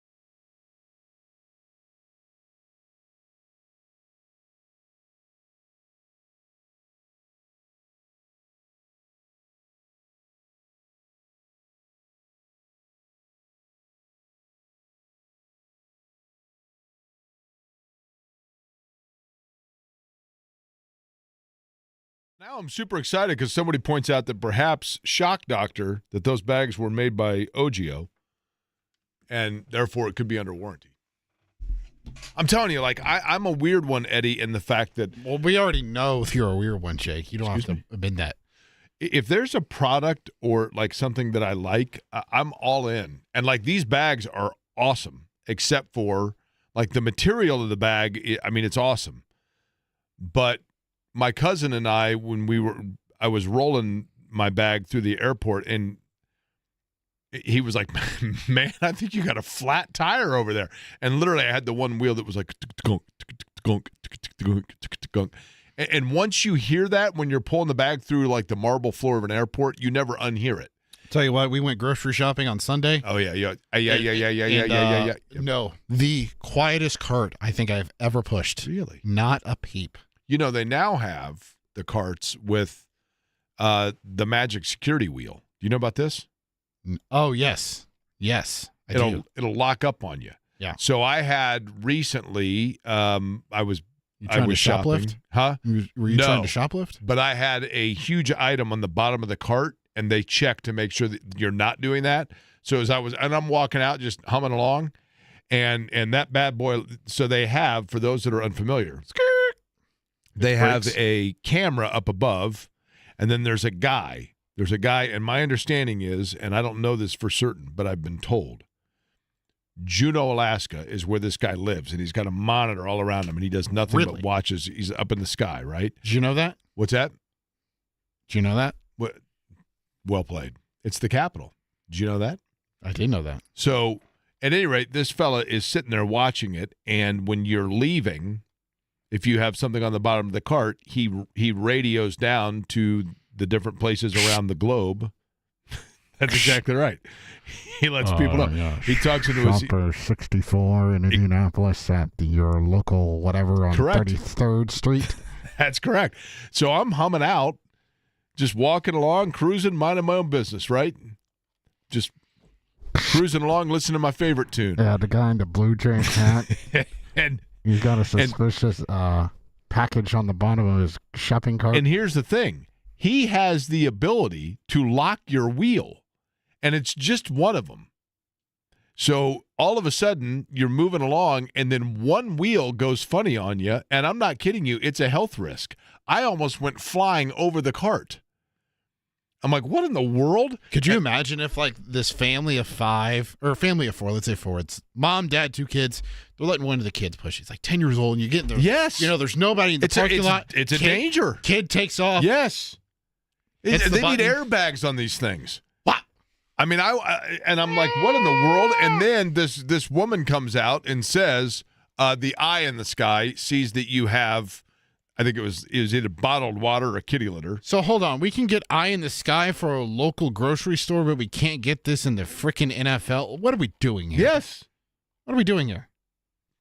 You can get grocery carts with wheels that are locked by a guy in Juneau, but you apparently can't find somebody that can fix my GoFundMe wheel on my luggage. That's my thing, right? Yeah. What's on the big game plan for you tonight, Eddie? Today is Tuesday, right? It is. I'm not entirely sure what I've got planned for tonight. That sounds exciting. I'll probably watch the kickoff of the NBA season if I'm not probably truthfully here. You've got 2 games tonight, both on Peacock. Okay, I'm going to guess. I'm going to guess the pairings that they are giving us. You ready? Yes. I will go with the Los Angeles Lakers. That is one of the 4 teams playing tonight. Okay, I will go with the Golden State Warriors. That is 2 of the 4 teams that are playing tonight. I will go with the Boston Celtics. That is not one of the 4 teams playing tonight. Oklahoma City Thunder. That is 3 of the 4 teams playing tonight. Memphis Grizzlies. Negative. Is this a team that – are these all interconference games?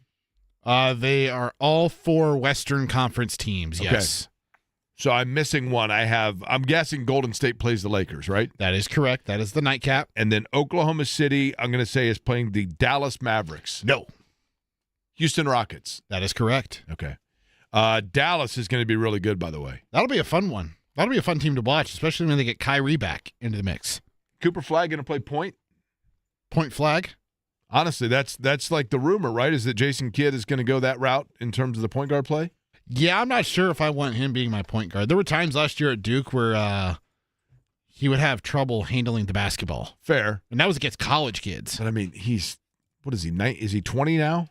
He's something around that age, yeah. I mean, that's pretty remarkable. His level of skill and, what he can do is pretty remarkable and impressive. James, is your host here? He was. Oh, he was here. Did that mean he leave? He wanted out of the studio like 15 Oh. minutes ago, and I haven't seen him since. Tomorrow on the program, by the way, Elliot Bloom, who I believe is going to, or I know what he is. He's, with basketball ops for Purdue, going to join us, I think, tomorrow. Matt Painter is going to join John today, so plenty to talk about Purdue, but that's what happens when you are number one in the country. Ralph Reef will be joining us on Thursday on the show, and we'll probably do more just There he comes. He's strolling Blue Jay in now. celebration, talking more and more about my Blue Jays and the thrill and excitement. John has arrived. John, what time for Coach Painter today? 5 o'clock for Coach Painter. I think Eddie needs to start playing either, is it EPMD with the crossover, Yeah. that hip-hop song, or Bone Thugs and Crossroads, something like that when we come on. Think you could? Think we could get that happening? A little production value. I am a fan, by the way, of EPMD. Me too. Yeah, Eric Sermon was in studio with me Like, how years can ago. I get some more dead presidents? Really? Was it Yeah, cool? with DJ, the late, great DJ Indiana Jones brought him in studio with me. I probably have told you this story no fewer than 5,000 times, but still one of the more surreal moments of my life was my junior year in high school when Rap City, did you ever watch Rap City Loved with the mayor? Rap City on USA? Yeah. Oh, no, Rap City was on BET. BET, yeah. So the mayor in Rap City did their show from North Central High School with Big Daddy Kane and Third Base. That's great. It was unbelievable. Like walking out of school, and it's like I was like Spicoli in the hospital. Like, you staying? Well, I am now, and just sat there and watched. And they came out. The Third Base came out and gave the principal the gas face. It was very surreal. Very Do you know surreal. what EPMD means? Isn't it Eric and Parish making dollars? Right. Correct. Yeah. Well done. I Well did know done, Jake. I did know I that, love man. it. No, Eric Sermon was in studio. That's Eric of Eric Parish making dollars. But I've had MC Search on the show before. MC Search is great. Pete right? Nice was on the show, That'd and be that's cool. They didn't like one another at that time. I did Willie D once from the Ghetto Boys. That's awesome. And he said on the air, "Don't get me wrong, I didn't blow anybody's house up, but I know people that did." Ghetto Boys, the most underrated Totally. hip hop band of all time. Totally, man. Easily. They were great. Great. All right, John's up next. We will be back with you at noon tomorrow, and I thank you for listening to Query and Company.